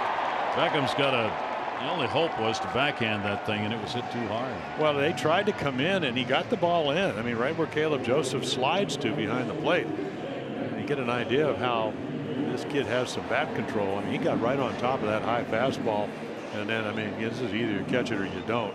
Short hop, very difficult play. Third hit for Boston in the ball game. Puts one on with 1 out. Now the defense realigning as Danny Valencia goes into the shift. Well, we'll see if Lynn, who can steal some bases, we'll see if Alex Cora lets him run a little bit. Dylan Bundy pretty good on holding runners. In at left side is Manny Machado, and the pitch taken for a strike. Bradley has flied out, grounded out. Now 6 for 19 with a home run off Dylan Bundy. Moved up into that leadoff spot. One of the reasons with Mookie Betts out, that contusion on the foot, is that he has hit well against Bundy, so wanted to get him at bats, wanted to get Bradley at bats against Dylan Bundy in the ballgame. Well, he's got a runner on at first base and 1 down. Jackie Bradley Jr. 1 for 8 in these games. Runner not going. Ball put up in the air again. Long run. Trey Mancini going over near the stands, and the wind will blow that one up into the seats. Yeah, the wind blowing in and maybe a little across from right to left, so that's going to blow it out. Now if it's going the other way, it'll probably bring it right back in, and you're thinking possibly fall for a double. But the wind actually helped the Orioles there and blew it right out of play. Just got to follow them all today. Not sure where that ball is going to end up. The wind chill is 23 degrees. 0-2 count with 1 down. Lynn has not extended his lead at first. Bundy a long hold. Runner not going. Ground ball. Davis got a chance. There's one, and the relay throw will not be in time with the speed of Lynn. Pretty good play at second in order to stretch and get the out. Yeah. Well, again, you know, you're wondering because you're not throwing a lot of balls, so he gets it short hop right here, clears the runner, and then of course they were looking to see if he was on the bag or not. Yeah. Well, I mean, are taking a look. That's Dylan Bundy that covered first base, so you know, it's something you work on in your pitcher's fielding practice. The PFPs all spring. He gets over there and he made a nice grab. That ball could have gotten by him. Second base, Manny Machado, of course, with the shift on, was the only one to come over and be able to play that. Got pulled off the bag a little bit. Red Sox are now going to challenge it. A little freezing rain, snow coming down now here at the ballpark. Let's get it out and call it. Okay. Time for dinner. Here's Andrew Benintendi with a double, and he popped out. Runner on at first base, but now there are 2 down. So Bundy getting the big outs in this ball game. The Red Sox have been able to get runners on in all but the first inning. Dillon's found a way to get big outs. Leadoff walk in the 4th. He took care of that. 1 out single here, and now he's got 2 down with a runner at first base. Quick step throw over.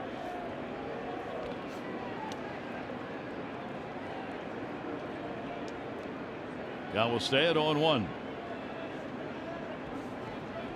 Bradley doesn't do a lot of running. A couple of years ago, 9 steals, got caught twice. Last year, 8 steals, but he can. It's certainly, in a 1-0 game, you're not going to. He's got a nice lead. There he goes. Yeah. Here's the throw down, hits the mound, the top of the mound, as Caleb could not get a good handle on that on the stolen base. Well, again, you're catching it. They talk about pop-up time. You catch the ball. What's your pop-up time? You're trying to get the ball as quickly as you can. As it turns out, doesn't get a good grip, and it does hit the mound. It looked like he stumbled a little bit. Yeah. Yes, and that's why it bounced.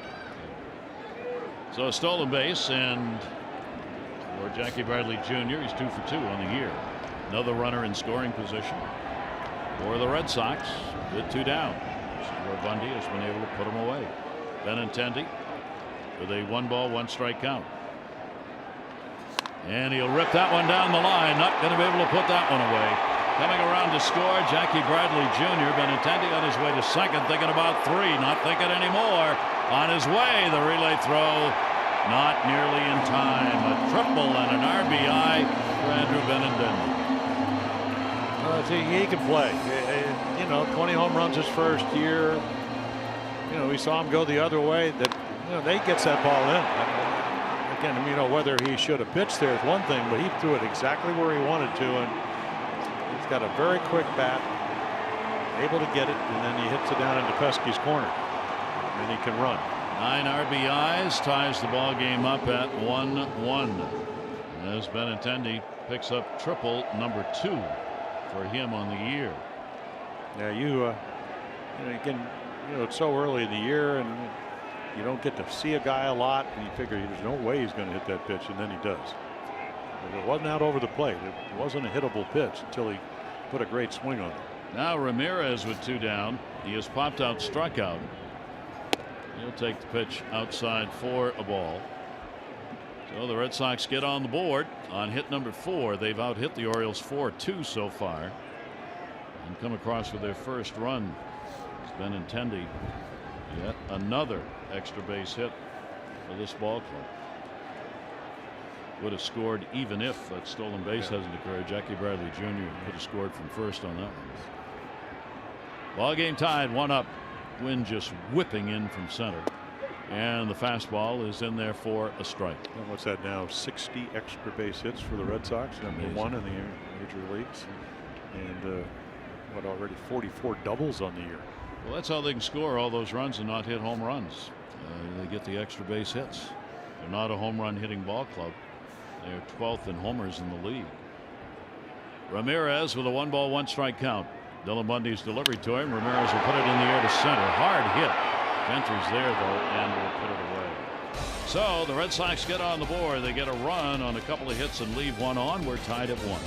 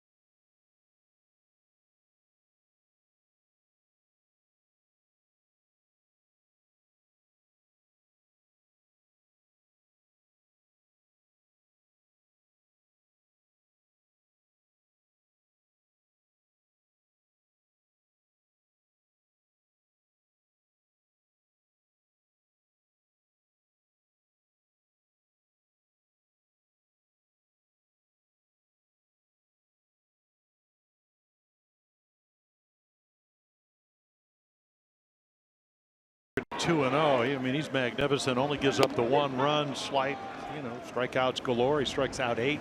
Assortment of pitches, fastballs, sliders, and changeups. And again, the early run by the Orioles in the first, the only run. And once again, I mean, perfect pitch to Chris Davis. You name it, he can throw it up and down, in and out. So there you go, the numbers. And again, run support. He's not going to lose. He's not going to win. They make him work, so they get him out of the game. And again, glowing numbers, but he'll get a no decision. Heath Hembree, who came in the other night, gave up 3 hits, 2 runs in the Red Sox first win. So hard throwing, fastball, slider pitcher. You can see lefties giving him trouble at well over 400. So he will inherit a tie ball game here in the 6th inning. Hembree on, and the Orioles will have Gentry coming to the plate. Gentry, Machado, and Jones due up. He has struck out, drawn a walk in the ball game, and the pitch, remember, a fastball fouled back. Pitched 2 days ago on Friday. 22 pitches thrown in that game Jim was talking about. The right-handers are 5 for 22 with a home run against him. The left-handers 3 for 7 on the year with no home runs against Hembree. Yeah, kind of a tough act to follow. Kind of. I mean, and no disrespect to him. I mean, because he's got a good arm, but hey. Now what you're trying to do if you're the Red Sox is not waste the start by Sale, even if he doesn't get the win. And of course Bundy's doing. Of course the Orioles. Yeah, the Orioles want to get Dylan Bundy, who have only scored 5 runs in, or actually make it 6 runs in 4 starts so far. That'll be foul back and out of play. I remember I started the All-Star game in 1970 in Cincinnati, and Sam McDowell was right behind me. Sudden Sam McDowell, threw 98, big curveball and all that, and he got in a little trouble. And Earl Weaver walked down the bench, and to Dave McNally, he said, "I need you to go get the bullpen and get loose." He goes, "You want me to relieve Sam McDowell?" Well, this is the same thing here. Yeah. You want me to come in for Chris Sale? Yes. Somebody's got to do it. Yeah. Down to first, and that's going to go underneath the glove of Moreland for a base hit. So Gentry is on with a leadoff single here in the 6th inning as Moreland gave it the dive. The glove didn't get down to him. Yeah, and because they shift the whole field, what you think is a double is only a single. And everybody moved over. Bradley plays so shallow in right field that it's hard to get a double on a ball down the line. It's not hit really hard. Yeah, well, you got a center fielder playing as good about as anybody in center field in the major leagues playing right field because of the Betts injury. Here is Manny Machado. Manny has doubled in the run in the 1st inning, and he has popped out. So Hembree surrenders the base hit to the first batter he faces, and he will come inside with heat, and he turns away from that. Yeah, so Hembree pretty much a 2-pitch pitcher, and it's not that he can't get people out. He had a very good slider early on Friday night, but you got to give him the inside corner, look out over the plate. That's Manny's strength. If you can read the slider, take it unless he hangs it. And if he hangs it, that'll speed the bat up. Maybe he'll waffle one off the wall.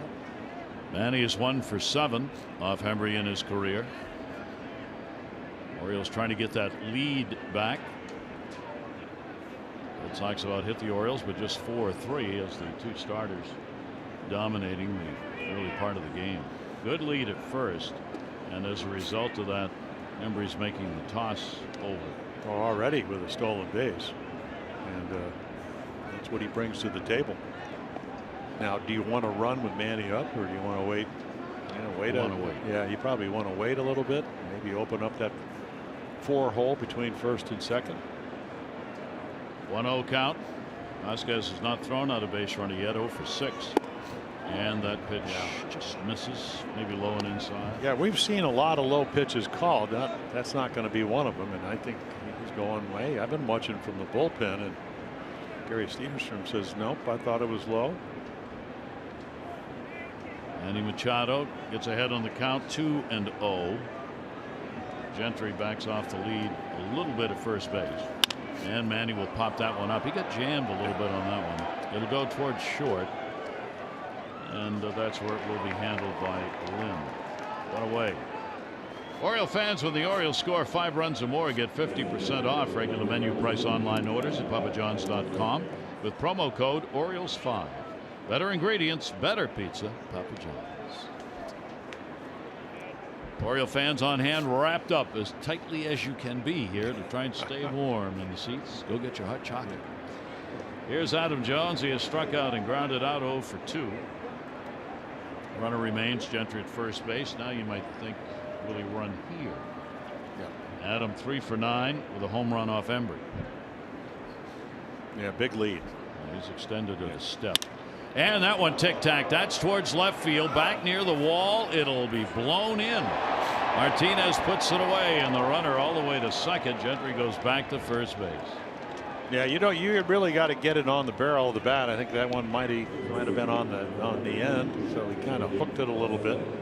Didn't get all of it, and the wind will knock it straight down. So that'll bring up Danny Valencia. Yeah, we get the exit velocity at 91, so that's what, about 3 miles per hour higher than the league average. So obviously he didn't get all of it, hit it on the end of the bat, and Martinez able to run it down. Adam DHing in the ball game for the Orioles today. So there are 2 down. Gentry remains at first. Valencia up, and if Gentry's ever going to take off, it'll be right here. Valencia's grounded out and drawn a walk. Embry using the long set and way up high for a ball. Well, he slide steps a little bit, and again, you have to be able to do that. It's when you take that left leg if you're right hand and just slide it. You don't pick it up a whole lot, so get the ball to your catcher. Vasquez a lot quicker, who does throw well. But some of the problems with that is if you leave one in the middle of the plate, all of a sudden that's how you give up the extra base hits, the gappers. Keeps him back to the bag on the throw over. Danny's had a 2 for 3 off Embry, the only times he's faced the Red Sox right-hander. And a 1-0 count here. And Gary, what it does, the speed factor. The Orioles don't have a lot of it, but Gentry certainly does. It changes the pace of the game. Runner goes. Ground ball down to third. Had to be short hopped. Good play. Everson make the throw over and record the out. No runs on 1 hit, no errors, 1 left on base. Ball game tied 1-1.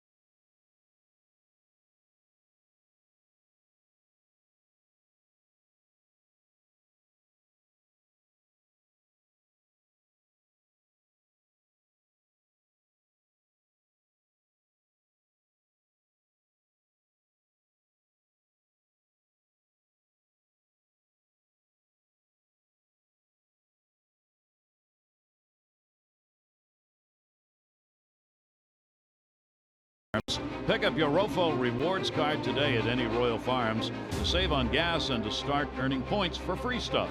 Details in store.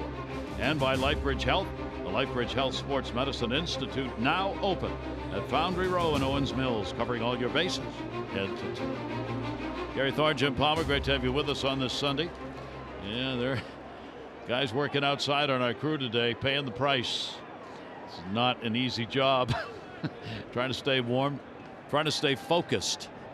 There's a double entendre to that meaning. 1-1 ball game. J.D. Martinez. That ball popped up in the air, first base side. Miss Davis, and was over out of play. Patriots Day is tomorrow, 11 o'clock game, with the weather permitting. We will be on the air 10:30 O's Extra. Brian Johnson scheduled to go against Andrew Kashner for the Orioles. Patriots Day game every year, played since 1959. been canceled because of weather, some 4 times, and once because of a player strike. This is going to be the 3rd time in 5 years the Orioles are playing here on Patriots Day. That pitch grounded towards third base. That was right off the handle, and it'll be an error. Again, just trying to come up with a handle on it. Danny Valencia could not, and leadoff man J.D. Martinez is on. Pretty routine until you don't catch it. You know, again, this is a ball that, I mean, does everything, follows it into the glove, except it hits the heel of the glove. And, you know, maybe I think Mike Barty could probably say did not catch it out front. And when that happens, you don't really see it as well into the glove, and routine play gives them the potential go-ahead run at first. 2nd time in 6 innings. Leadoff man has been on base. Moreland comes to the plate. Mitch Moreland, shift on against him. Danny Valencia moves over to that second base slot again. He's picked up a double. He will take the pitch on the outside corner for a strike. Wow. 1 for 2 in the ball game. Yeah, I think at this point, you know, it's a pretty wide strike. They don't even look back.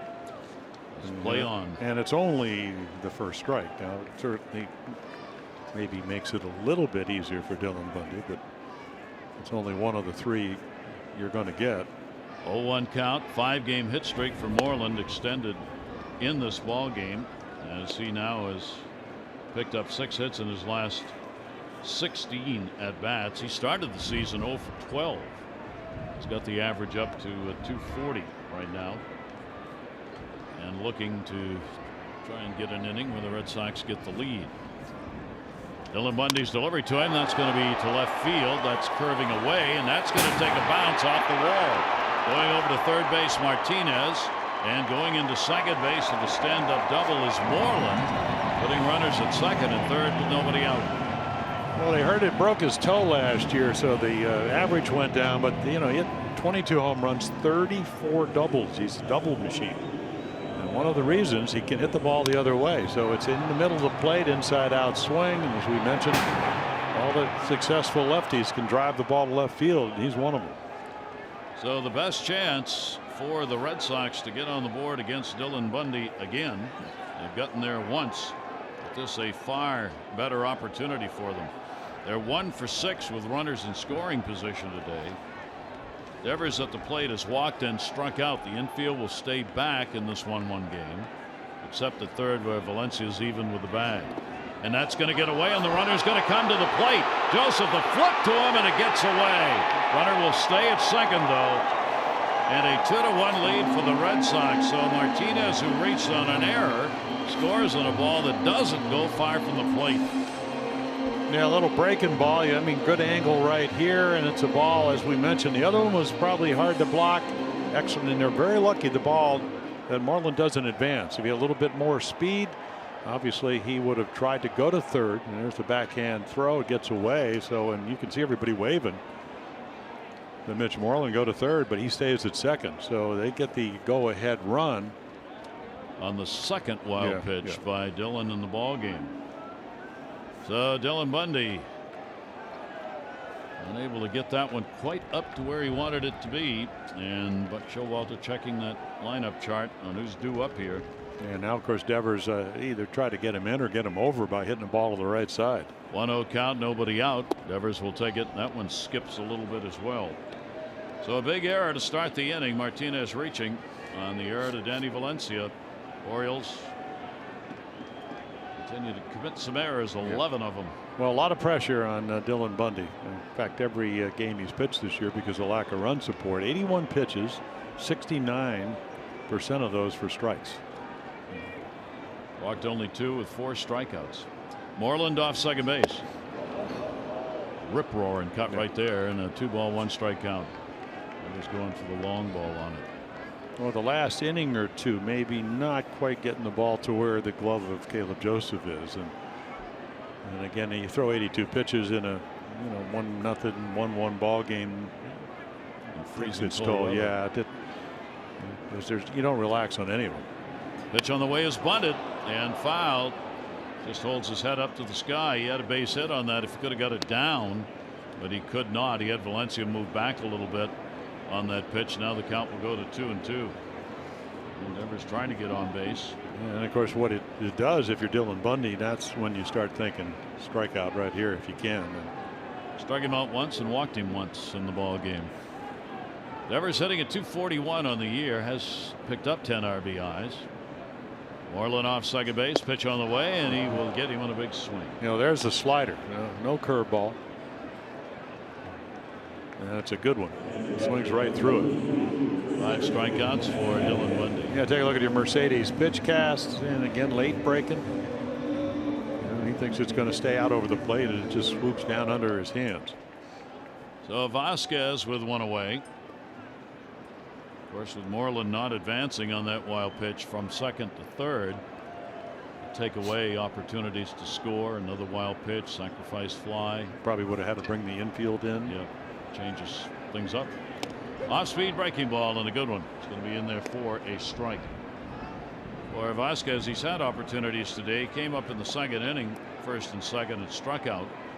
Came up with a runner at second in the fourth inning and popped out. So he's 0 for 2 with runners in scoring position today, and 2 for 10 on the year.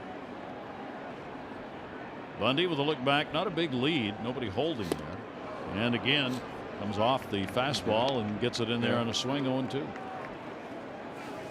Well, curveball, slider, and that's why he's who he is, which 4-pitch pitcher, only 25.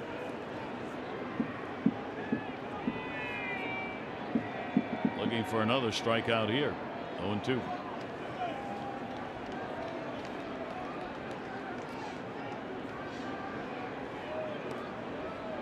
Again, the Red Sox step out on Bundy.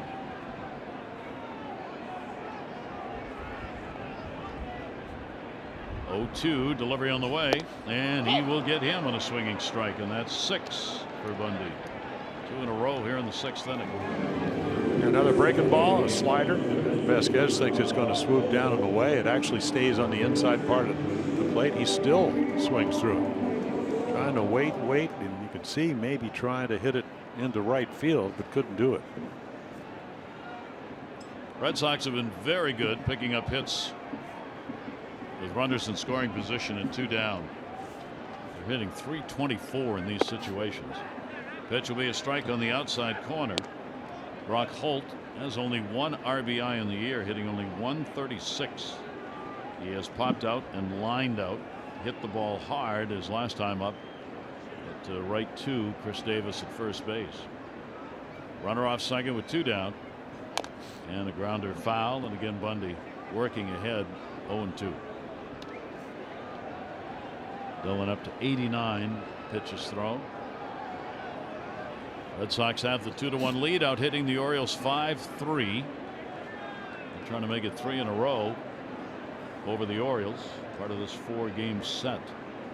This one, Sale and Bundy, the 2 starters doing battle.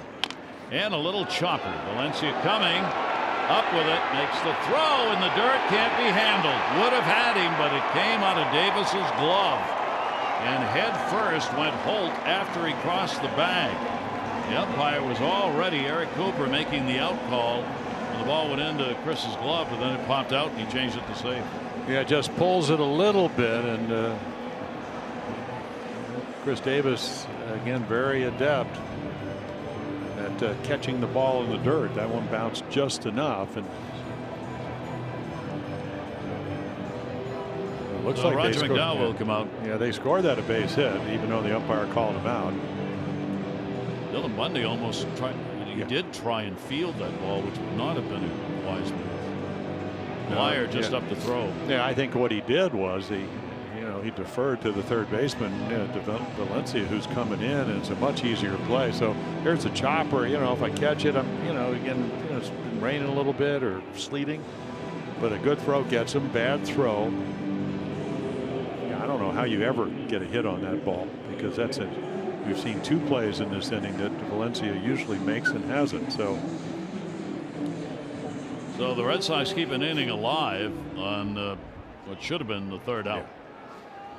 So 2 down, runners on at first and third. That'll be their 6th hit of the ball game. And Lynn, who's had a hot bat in this series, he's 1 for 2 with a base hit, 5 for 9 against the Orioles. Could easily have had another hit, but for a great catch by Santander, 400 feet away in right center field. He comes up with runners on at first and third, and 2 down. Well, he's hit every pitch they've thrown in this series. You know, didn't play on Friday, but runners off first and third. They fake the go at first. I'll take and that back. Danny Valencia coming in from third base. I'll retract that, and he did play in all 3 games, and double and single then, and then yesterday another big day. Well, there are 2 down here.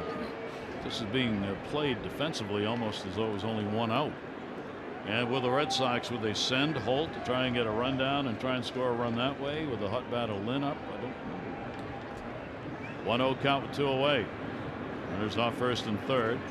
A lot of jumping around going on. Strike taken as Holt at first base trying to draw Bundy's attention and everybody else on the defensive part. Well, you know, you got every day the Orioles, they work on plays like this. You know, are you going to throw through? If you're not, but they don't do it in this kind of weather. And you know, Holt's never been a great base runner in the sense that he steals a lot of bases. Has pretty good foot speed. Runner not going. Pitch inside for on the inside corner for a strike. And he doesn't have a very big lead, so probably not going to run. I would think on this the Orioles would not throw through. No. Now Joseph is going to get up and give the signs to the infield. But as hard as it is to get a good grip on that baseball today, and the chance of the Red Sox scoring if you don't. Yeah, well taken. And they may send him because they might not you know, mind having Lynn lead off the next inning. Yep. Count is 1-2. Runner not going, and he rips another one. Oh, is he hot? That's going to roll around. No, it's going to end up in the seats, and the Orioles actually get a break on that. That's a ground rule double that will score only 1 run. Had it not gone into the seats, there would have been 2. He is tearing away at the baseball in this series. Well, we saw Benintendi hit a perfect pitch up and in, and that double is going to get Dylan Bundy, who once again pitched well, but was outpitched, or at least pitched equally by Sale, and then has run into a little bit of trouble here in the 6th. So again, Bundy will not get his first win of the year. The left-hander Blyer will come on to pitch.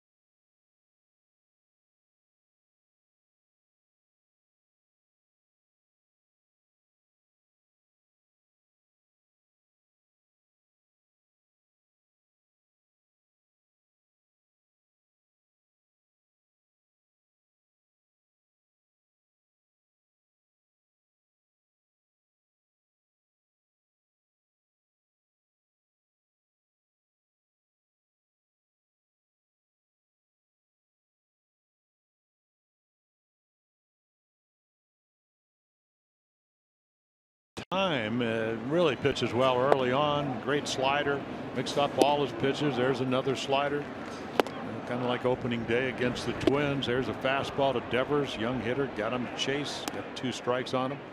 But once again, run support, such an important part. They get him a couple of runs now. Of course, Danny Valencia makes 1 error, and Richard Blyers comes on, who actually is tougher against righties than lefties. Bradley hits lefties better than righties this year. Well, there are the numbers. Sinker baller, you know, not a hard thrower, but really moves the ball around in the strike zone. 2nd and 3rd now with 2 down, so this is a big at bat. And that pitch will be taken for a strike in the outside corner. Bradley has gone 0 for 2. against Blyer. Blyer has not given up a hit with a runner in scoring position this year. Teams are 0 for 11 in these situations against him. Pitch on the way, and that one is going to be down low. Yeah, I mean, one of the big numbers for a reliever is inherited runners, and that's what he faces here. Looking in for a new baseball, flips that one away. Jackie Bradley Jr. hitting in the leadoff spot, reached on a fielder's choice in the 5th and scored. He is 0 for 3, however, at the plate today. Blyer's not worked since the 11th against Toronto, where he went an inning, had a strikeout, and that one will be fouled off right down off the top of the plate. So the runners go back. Holtz, the lead runner at third base. Lynn with the RBI double. He is on at second. Red Sox have taken a 3-1 lead, and obviously a base hit here would add a couple more, and that's why this at bat vital. Comes to the stretch. Blyer delivers on a ground ball to third. Danny Valencia's got it. Couple of hops. Low throw again, but this time Davis digs it out. And they record the out on Jackie Bradley Jr. But a couple of runs score will come on 3 hits and error, and 2 are left on base.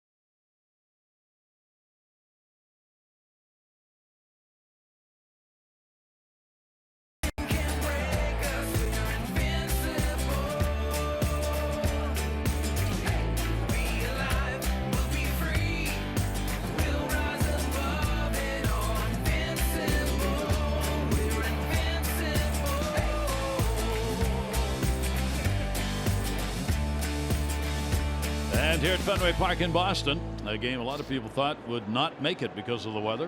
We are rolling on, and the Red Sox are too. They've got a 3-1 lead, so the Orioles are going to have to battle back. Embry now the pitcher of record for the Red Sox, on for the 2nd inning. Chris Davis has struck out twice. Beckham and then Santander will be due up. Now the full shift is on against Chris Davis. When Sale was pitching, they didn't do that, but they do so here. 1-0 delivery, and he'll hit down to first base. Pitcher covers. Underhanded flip made by Morgan, and Davis is retired. The Orioles host the Kansas City Royals May 8th through the 10th. They'll be at Oriole Park on Wednesday, May 9, and all fans are going to get a Kevin Gausman t-shirt featuring his new number 34. Get your tickets today at Orioles.com. One away here in the 7th inning. 3-7-0 for the Red Sox. 1-3-1. Here is Tim Beckham. By the way, for Bundy, he gave up 3 runs, but only 1 was earned. 7 hits, 2 walks, 6 strikeouts in 5 2/3 innings. As the Red Sox got a couple in the 6th inning, but neither of those 2 was earned, since Martinez reached the leadoff batter on an error on Valencia, and they would have had 3 outs before anything crossed, but for the error. Tim Beckham has flied out, struck out. Beckham will foul that one off. Up and out of play. Everyone should have one of these at the ballpark today. Wow. Instead of giving away free hot chocolate, you should give away that warming blanket. I don't know what that is. Is that really a onesie sleeping bag? I don't know, but it's. Well, I want one. Yeah. Dear Santa. That one popped up. Again, the wind blowing it towards the stands. And it's followed over and it's out of play.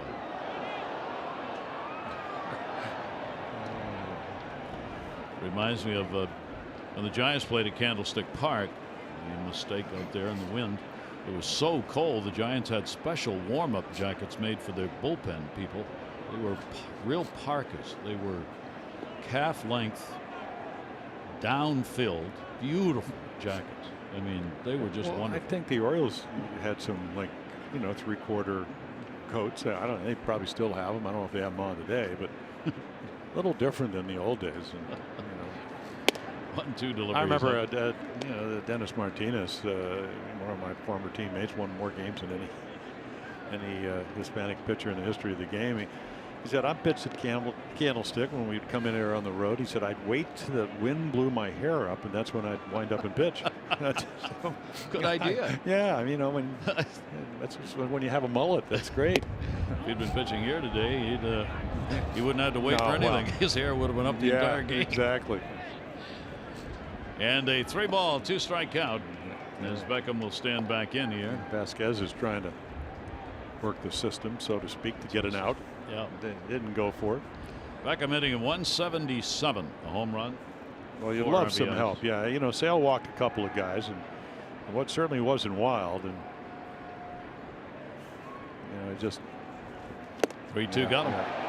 Well, the ability, and you know, if you're going to be a good reliever, can you strike guys out? Hembree can, and how do you do it? Well, you know, you're hoping for a fastball because he throws a 93 to 95, and then look at this pitch. Not only does he throw it, it's well located, right on the outside corner. So 1 away, shift on. Santander has struck out twice in the ball game. Orioles have now added 9 strikeouts to their major league leading totals here today. And that one will be foul back. Embry against the Orioles has a victory, 1-0. The Orioles have touched him up in his career. He's given up 21 hits in 17 innings and 11 earned runs. 0-1 with 2 away. Field moves in a couple of steps again, especially in right for Jackie Bradley Jr. And the fastball will be taken away. 2 down, nobody on, 7th inning. Game 3 of the 4-game set. We will join you again tomorrow for the Patriots Day Marathon Day game. Andrew Kashner against Brian Johnson. 10:30 O's Extra and 11 o'clock on Masson for the ball game. 1-1 delivery is outside. 2-1. Yeah, I think you talk so much about metrics and you know, analytics now and whatever, and I think it can help you, but at the end of the day, you can still have to execute your pitches. And I'm sure the Red Sox said, you know, Beckham better fastball hitter. Hey, throw him a slider. But at 3-2, you still have to execute the pitch, still not hang it, which he didn't. 2-1 delivery, and he kept it down. So maybe that's how you get a little bit better. Embry gets it to 2 balls and 2 strikes. They make you a little bit more aware, and then it's your job to take those numbers and figure out how you got to get the job done. Amazing, as a pitcher, you can throw a strike on a day like today, or throw it all, and he does. So he gets them, couple of strikeouts. Orioles are retired in order. 7th inning stretch time. It's Boston 3 and the Orioles 1.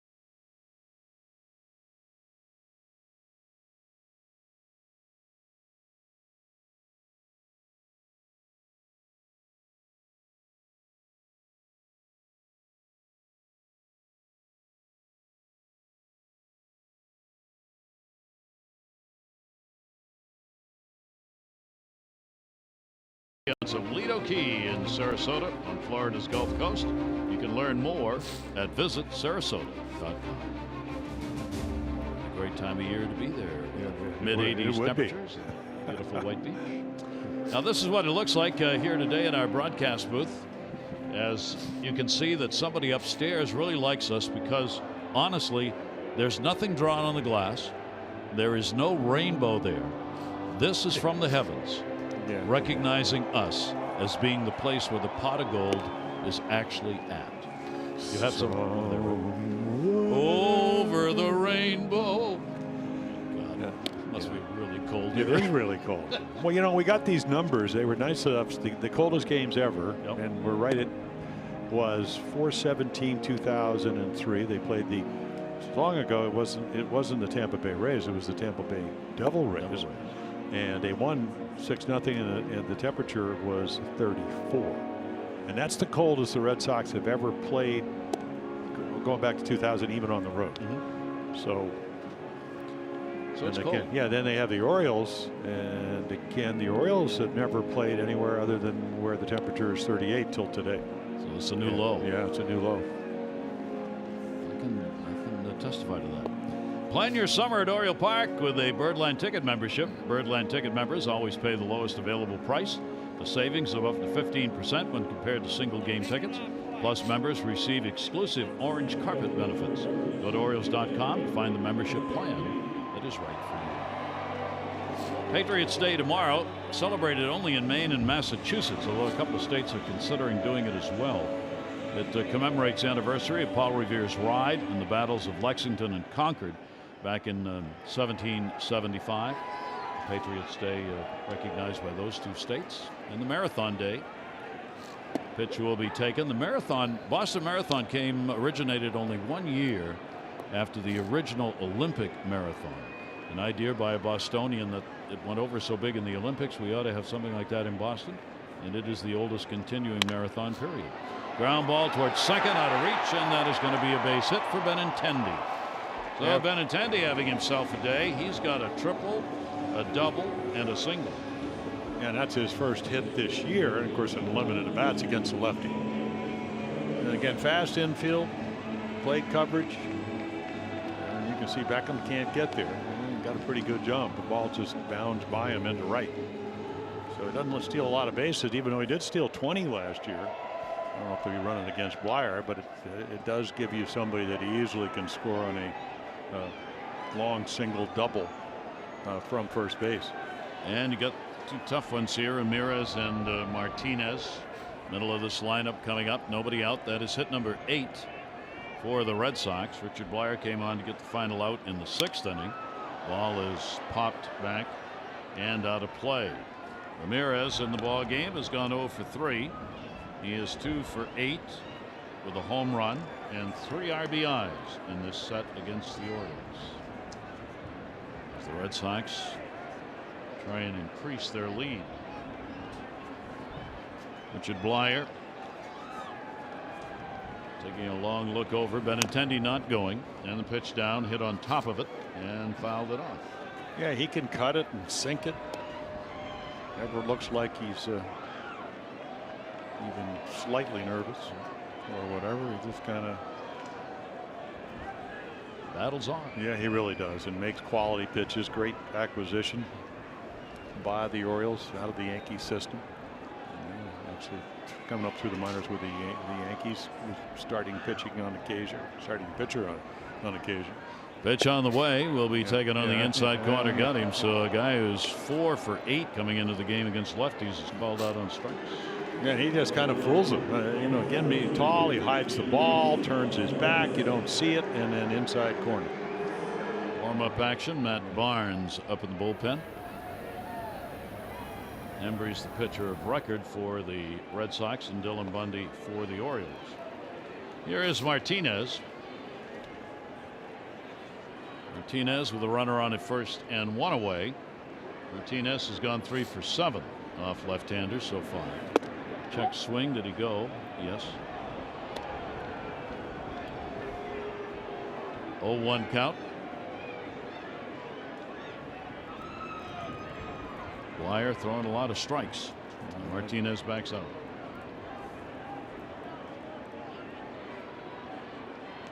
Pretty good lead at first for Benintendi, and he'll make the throw over to hold him close. Yeah, Tom Goodwin, the first base coach, who was base runner, stealer extraordinaire.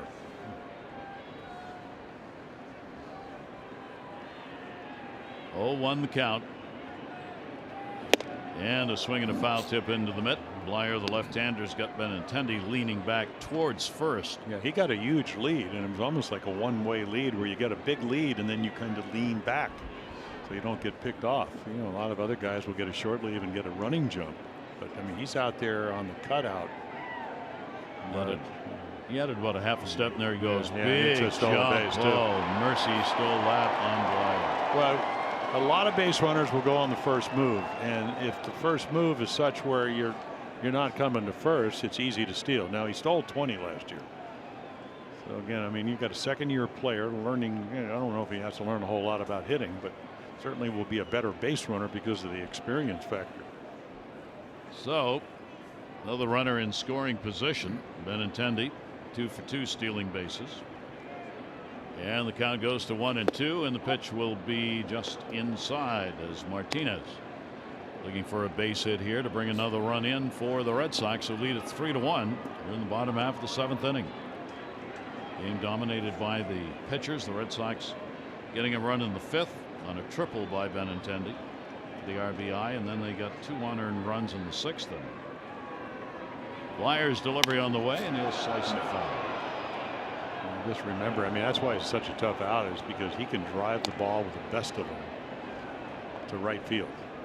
And we saw that home run to right field on a curveball, double to right field in the series, 1 hop into the bullpen.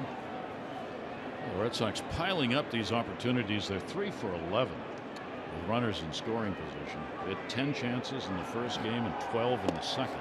Swing and a miss as Blyer down and in gets it.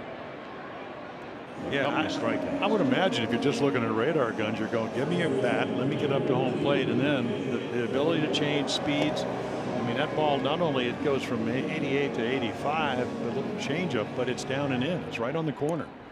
So the ability to stay out of the middle of the plate, change speeds, add a little bit, maybe take a little bit off. Gets Ramirez out on strikes, and then J.D. Martinez, 2 tough outs. Mitch Moreland. Moreland lines it into left field. That was hit hard, making the turn. Benintendi, they got a play at the plate all the way through, and he is out.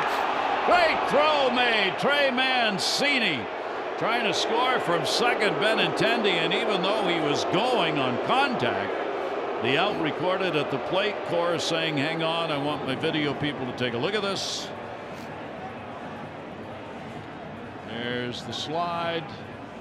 Can't tell from that angle when he got his hand on the plate. You know, Gary, I mean, of course he says safe, but I think the other thing is that he has to dodge the ball, and that slows him down. They're going to challenge. Yeah, and why not? You know, their guy will probably say you might have a chance to have it overturned, but the line drive almost hits him. Here's the back end of the play, and again, I don't know. And again, it's a good slide. Right here, does he get the hand in? I don't know if there's enough to turn. Very hard to tell when Caleb made contact.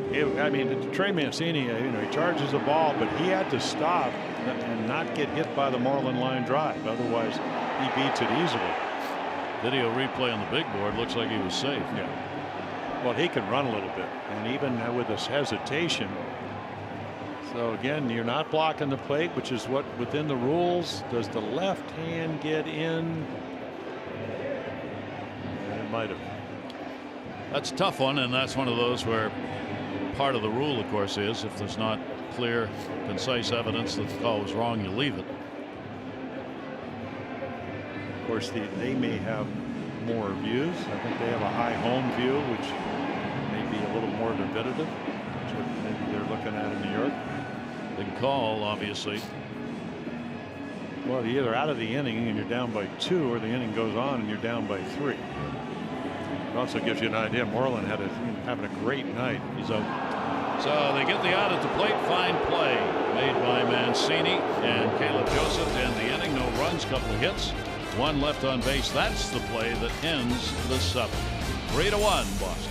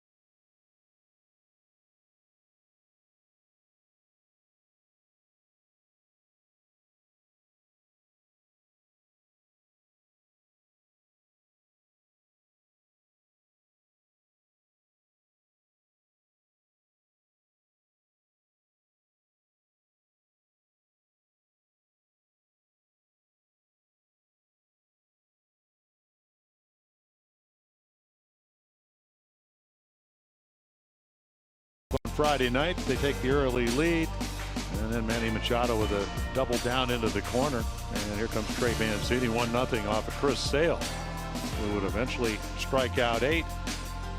And there's the stolen base by Jackie Bradley Jr.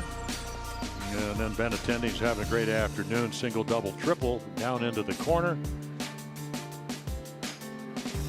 And then the wild pitch. Here comes a run. Bang, bang at the plate. Can't make the play. 2-1 Red Sox. They'd add another run. Those are your Geico highlights. 15 minutes could save you 15% or more on car insurance. Visit geico.com to see how much you could save. So Matt Barnes, Friday night, ended the game. 16 pitches, 1 inning, gave up a hit. Again, that was only his second appearance of the homestand. So again, good numbers across the board. You know, fastball 93 to 97, and we saw it on Friday night. Big overhand curveball. Barnes has allowed against the Orioles only 1 run in 9 career appearances here at Fenway against the O's. Chance Sisco is going to come on as the pinch hitter for the Orioles. He'll hit for Caleb Joseph. Caleb had an 0 for 2. And again, another ball game in which the Orioles not getting a lot of at-bats. Not getting hits, not getting people on. So the number of at-bats, this is only the 3rd time through the lineup, and we're in the 8th inning. And this number 9 spot getting that 3rd chance up.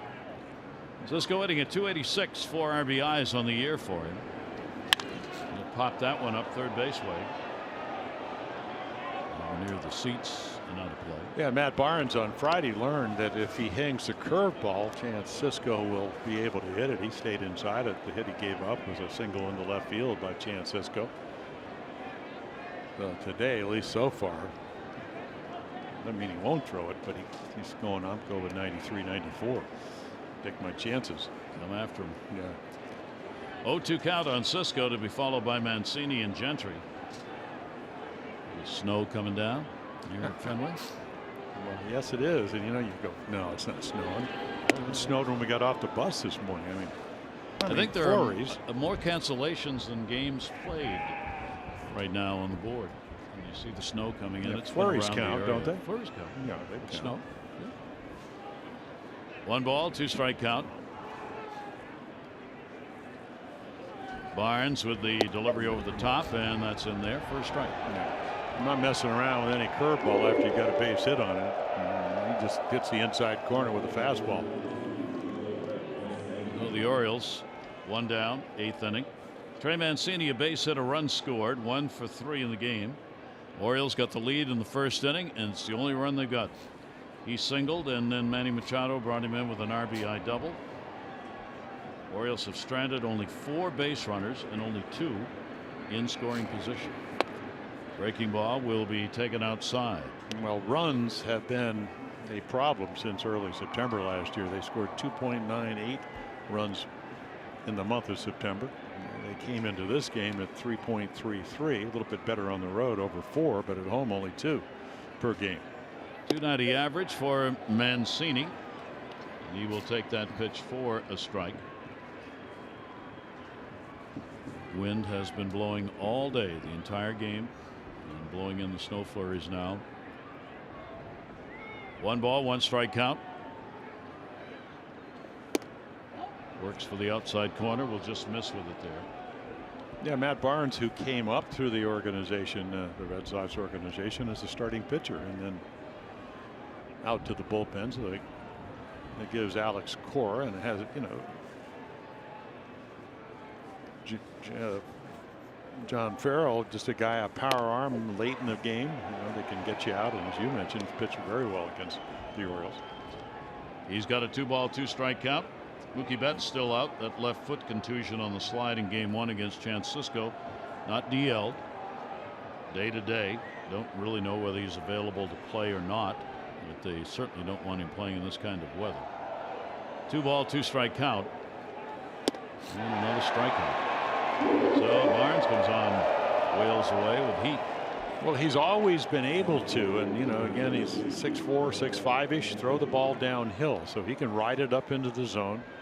You know, we talk so much about launch angle and whatever. I mean, Mancini, when you throw it by him, you got a good fastball, because he can hit pretty much anybody's heater, especially out over the plate.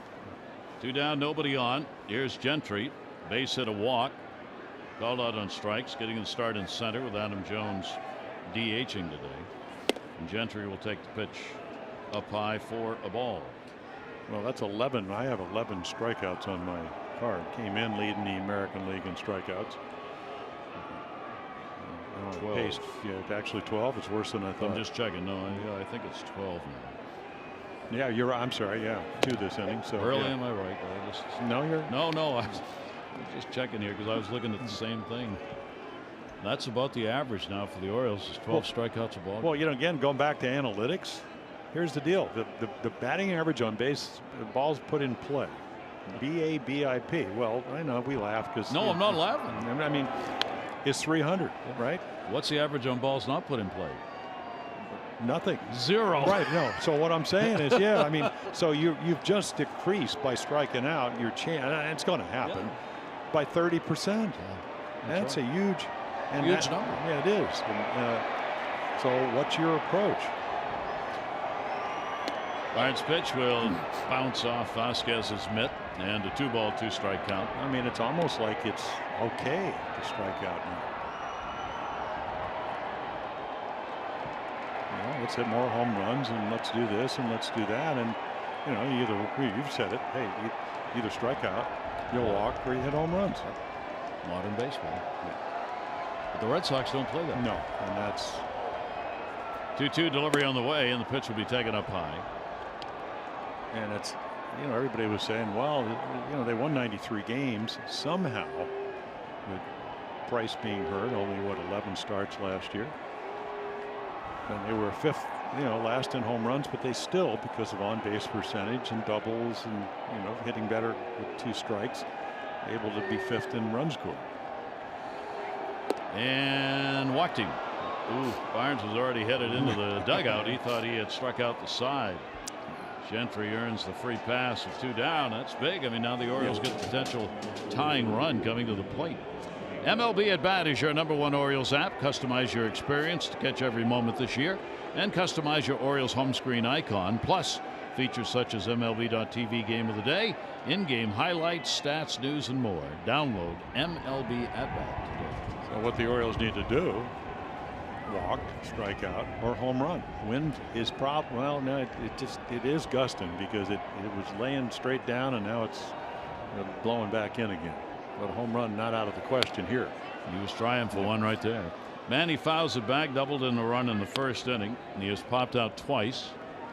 .313 average, 9 RBIs for Manny Machado on the season. He's got Gentry over there at first. The Orioles try and battle back here in the 8th inning. Base runners hard to come by. The Orioles have only 3 hits in the ball game. The last one, 6th inning single by Gentry. And he's at first, diving back into the bag. Yeah, I mean, if Matt Barnes really dwells on it, I don't think Gentry's going anywhere down by 2 runs with Manny Machado at the plate. Doesn't mean you don't hold him on, but you're out of the inning if you get Machado out, and that's not always easy to do. 0-1 count. Barnes the long hold. Pitch on the way, and Manny will take that. That is going to be in there for it. Carson Smith in the bullpen. Sale went 5, a run on 2. Non-decision. Hembry came on, no runs, 1 hit, 2 innings. Pitcher of record. Now Barnes. Manny Machado waiting on him, and he's 2 for 12 off Barnes. And the pitch will be taken up high. And Brian Johnson, the scheduled starter for tomorrow. So maybe, maybe it's going to be David Price. Who left the game with a tingling and said he felt fine the next day against the Yankees. Or maybe they know we're not going to play already. Yeah, well, that could be the case. Yeah, well, you're right. I don't know. 1 ball, 2 strike count. Well, I heard that. Of course, I've heard a lot of rumors going around. The rumor mill. Yeah, they're going to get out of here at 10:45 in the morning if they bang the game early or bag it or whatever the terminology They're going to is. the West Coast. Yeah, right? they are. So 1-2 delivery on the way, and again he was headed to the dugout. Twice he's thought he had the final strike, final out of the inning, and twice he's been mistaken. Yeah, and again, you move the glove that much, even though he did it very nimbly behind the plate for Christian Vasquez. A lot of times you don't get that call just off the corner. Orioles down by just 2, and a count 2-2 on Manning. And once again, kind of an unnecessary throw. I mean, and he can't really see this. You look over your left shoulder if you're right-handed. You kind of try to watch him. It's not like you're the exorcist in your head can do a 180 or 360 all the way around. But Gentry's lead is not quite as big because he doesn't want to get picked off with Manny Machado at the plate. 2-2. Manny in the air, right center field, and again not going to travel very well. It'll be handled in right by Bradley. Jackie Robinson Day, UCLA 1940-41, the first 4-letter man at UCLA.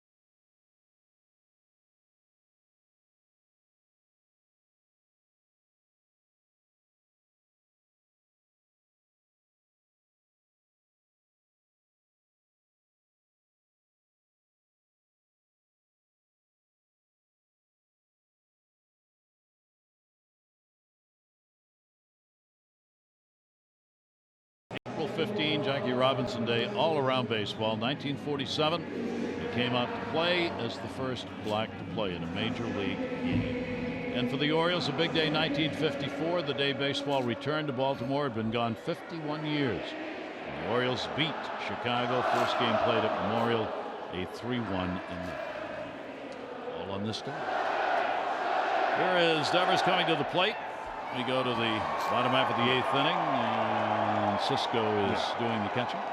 Gary Cederstrom says, no, we're going to have to wait for Sweet Caroline to end before we're going to actually throw the pitch. Dwyer was just getting ready to go. Why not? A couple of strikeouts and a walk for Devers in the ball game, and after that the Orioles go into the shift. Danny Valencia heads over to second. Yeah, Manny comes in. I mean, he did fake a bunt earlier and kind of foul it off down the left field line. A 1 delivery off speed pitch is going to miss outside. The Orioles are not out of this ball game. Kimbrel is up in the bullpen. Their closer. The Orioles had a chance with a potential tying run at the plate last half inning. That one will skim along the bottom. Dwyer came on in relief of Dylan Bundy. Bundy giving up 3 runs, only 1 earned on 7 hits and 5 2/3 innings. A couple of wild pitches hurt him. There's a run scored on one of those wild pitches in the 6th inning. And that ball off the fist, going to be a base hit. Dying Quail shot and some rotation on it, and a leadoff single there in the 8th. Nobody out.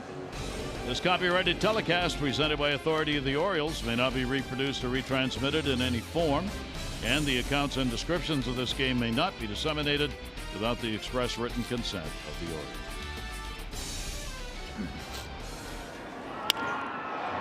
Yeah, right up almost between the hands. But he's the thing about Devers, he runs really well. They list him at 6'1", 230 pounds. He's a stout guy. Pretty good fullback. Yeah. Which will be taken away. He'll be a blocking back. I'm going to run behind him. 2 strikeouts and a pop out for Vasquez, who's not had a hit in the 6 at bats that he's had in this series against the Orioles. Vasquez hitting at .220, 3 RBIs on the year. 1-0 count. Devers on at first, not going anywhere. Foul back and out of play.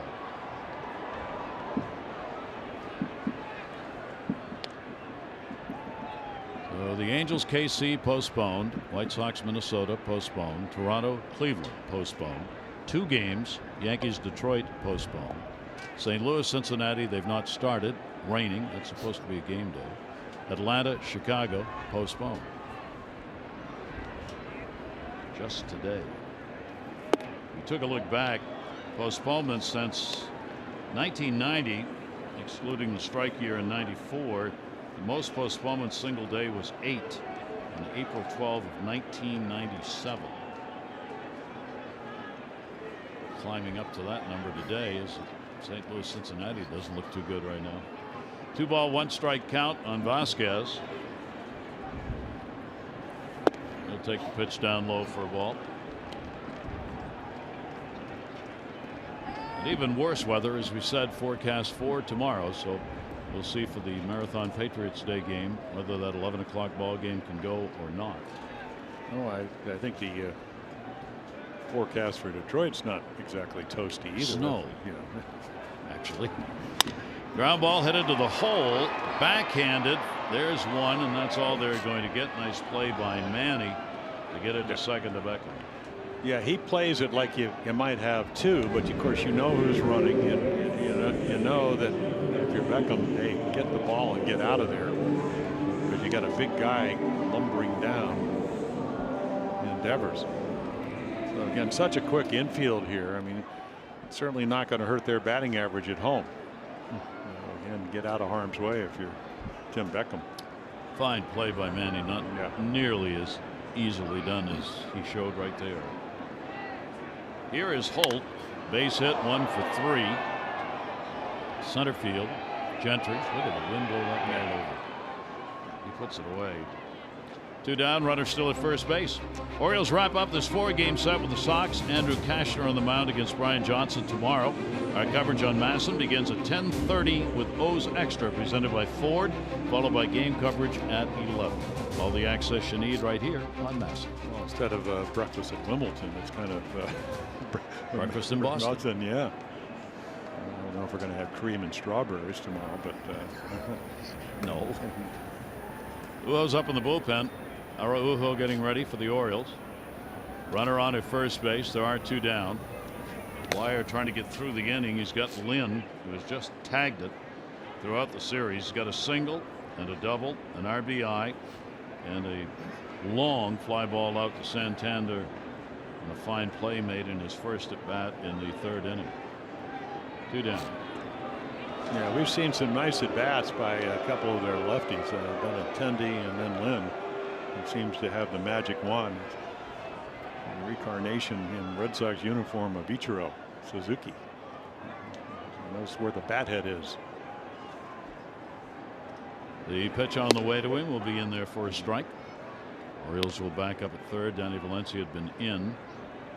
He'll go back a couple of steps, getting instruction from Bobby Dickerson on positioning in the infield. Yeah, without the wind, easily he could have had a possible triple home run the first time up. The wind knocked it down. Santander ran it down in deep right field. In the dirt, good stop made. Cisco behind the plate blocking it, holds the runner, and a 1-ball 1-strike count. Marcus Stroman of Toronto, they were canceled today. He said no game today, doesn't feel right not playing baseball on Jackie Robinson Day. So grateful and thankful for Mr. Robinson. His visionary actions allowed me to play the game I love. Ground ball to second base. He'll go to first. Beckham will record the out. No runs on 1 hit, no errors, 1 left on base. Take a look at our Ram do-ups as the Orioles will bat. It's Jones, Valencia, and Davis.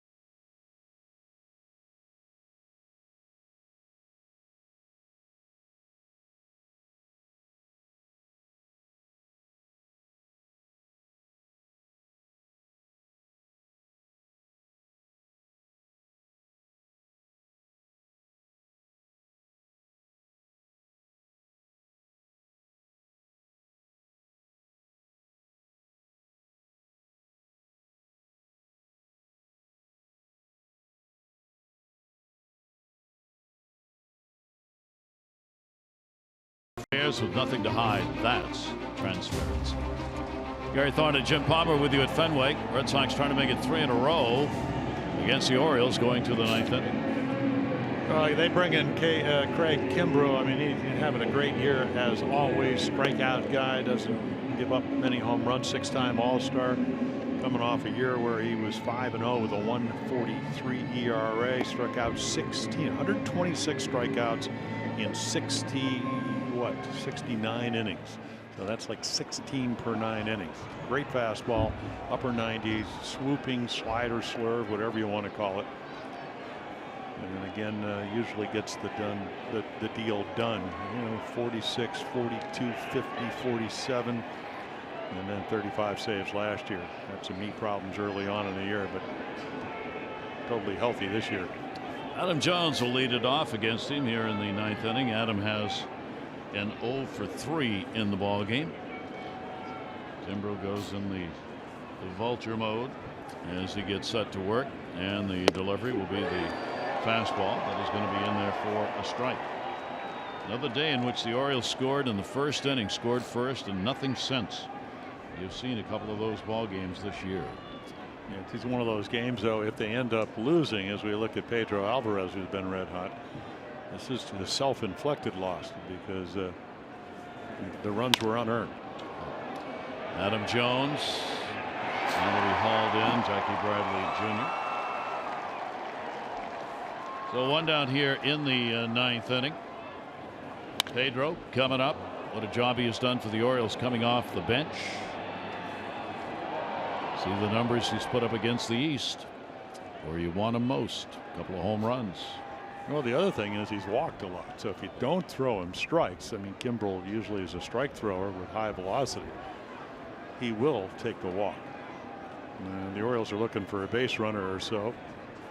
You know, pretty good, nice at bat by Adam Jones. Hit it right on the number, but Bradley ran it down easily. 0 for 2 Alvarez against Kimbrel. And Heat, he went around trying to hold up in the swing, could not do it. 3-1, ninth inning. Boston on top. As the Red Sox getting those unearned runs, 2 of them in the 6th inning, 1 earned run in the 5th. All charged to the starter, Dylan Bundy. He could take the loss in this ball game. Embry, came on in relief of Sale, could get the win. Orioles need a base runner again to get the potential tying run up. Well, that's where it all starts, and they've only had 1 base hit since the 1st inning, and that was Craig Gentry back in the 6th. Embry with a lean in here. 1 ball, 1 strike count. Shift on. Breaking ball. Didn't go. Well, we ought to get a fastball, and when the guy can throw anywhere from 93 to 98, that's what he'll be looking for. You hit off that and hope he makes a mistake with the breaking ball. Kimbrel 4 for 4 in saves on the season. Looking to add another 2-1. Right-hander's delivery. Inside corner strike. And that little graphic we showed you early, he's running a streak of 14 straight. Starting last season with 10 in a row. Orioles have never been able to get to him. He's 11 for 11 in saves against the Orioles. 2 ball, 2 strike count. Alvarez with Davis due up next. And a check swing, he was able to pull the bat on that one. So to keep his at bat alive here.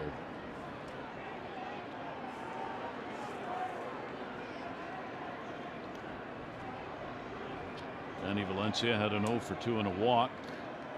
Ball game today, big error. 3 ball, 2 strike count. Kimbrel's delivery to him. Fouls it back. Well, the battle goes on here. Keep this at bat alive and keep the Orioles in the ball game. Barnes worked an inning. He had 1 walk and 2 strikeouts.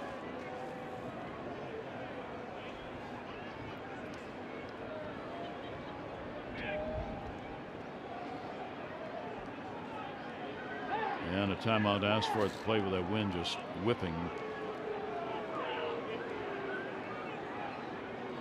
Over us. Able to try and see the baseball here. 3-2 the count. Walk would be big right here. Kimbrel's delivery going to be fouled back, and Alvarez refusing to give in. Yeah, he's also observed the game, and it's not a negative comment about Gary Citystrom, but there, you know, strike zone has gotten wide, so you're not going to be taking strike 3 here unless you get totally fooled. And so you'll chase the balls right on the edge of the plate. Alvarez with the 0 for 2 lifetime against Kimbrel. 3-2 count's going to have to be delivered again. Delivery on the way. Inside corner strike. Perfect pitch. You know, again, I mean, he's closed. He's got a power arm. That ball runs back. You know, kind of give up on it. And what I was talking about, and again, Vasquez moves in and he hits the glove. He thinks it's going to stay inside. It runs back and catches the corner. Didn't have to move the glove at all on that one. He was right in it. So strikeout number 13 for the Orioles. And there are 2 down here in the 9th inning. And that will bring up Chris Davis. Chris is 1 for 8, a home run, the 1 hit he has had off Kimbrel. 2 strikeouts and a ground ball out today. That one way down low for a ball. Yeah, I think that was the first time Craig Kimbrel ever faced the Orioles in a Red Sox uniform. And that was a 3-run home run. The Orioles would win that game, I think 9-5, 9-6 a couple of years ago.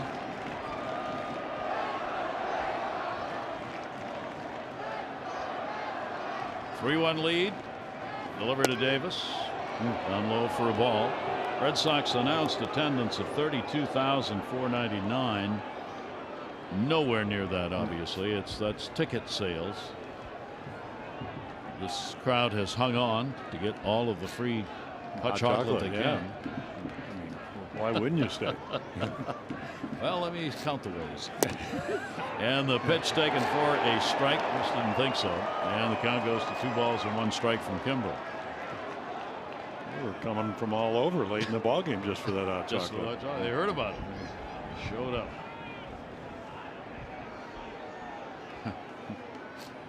Two and 1. Kimbrel's delivery on the way.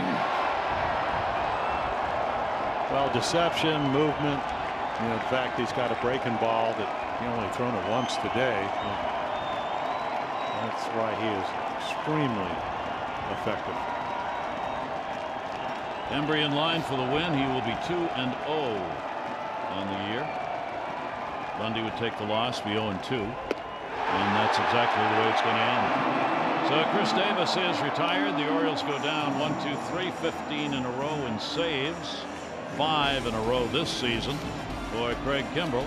And the Red Sox have taken the first 3 of 4 in this series as the Red Sox go 3-10-0 to the Orioles 1-3-1 on this Sunday.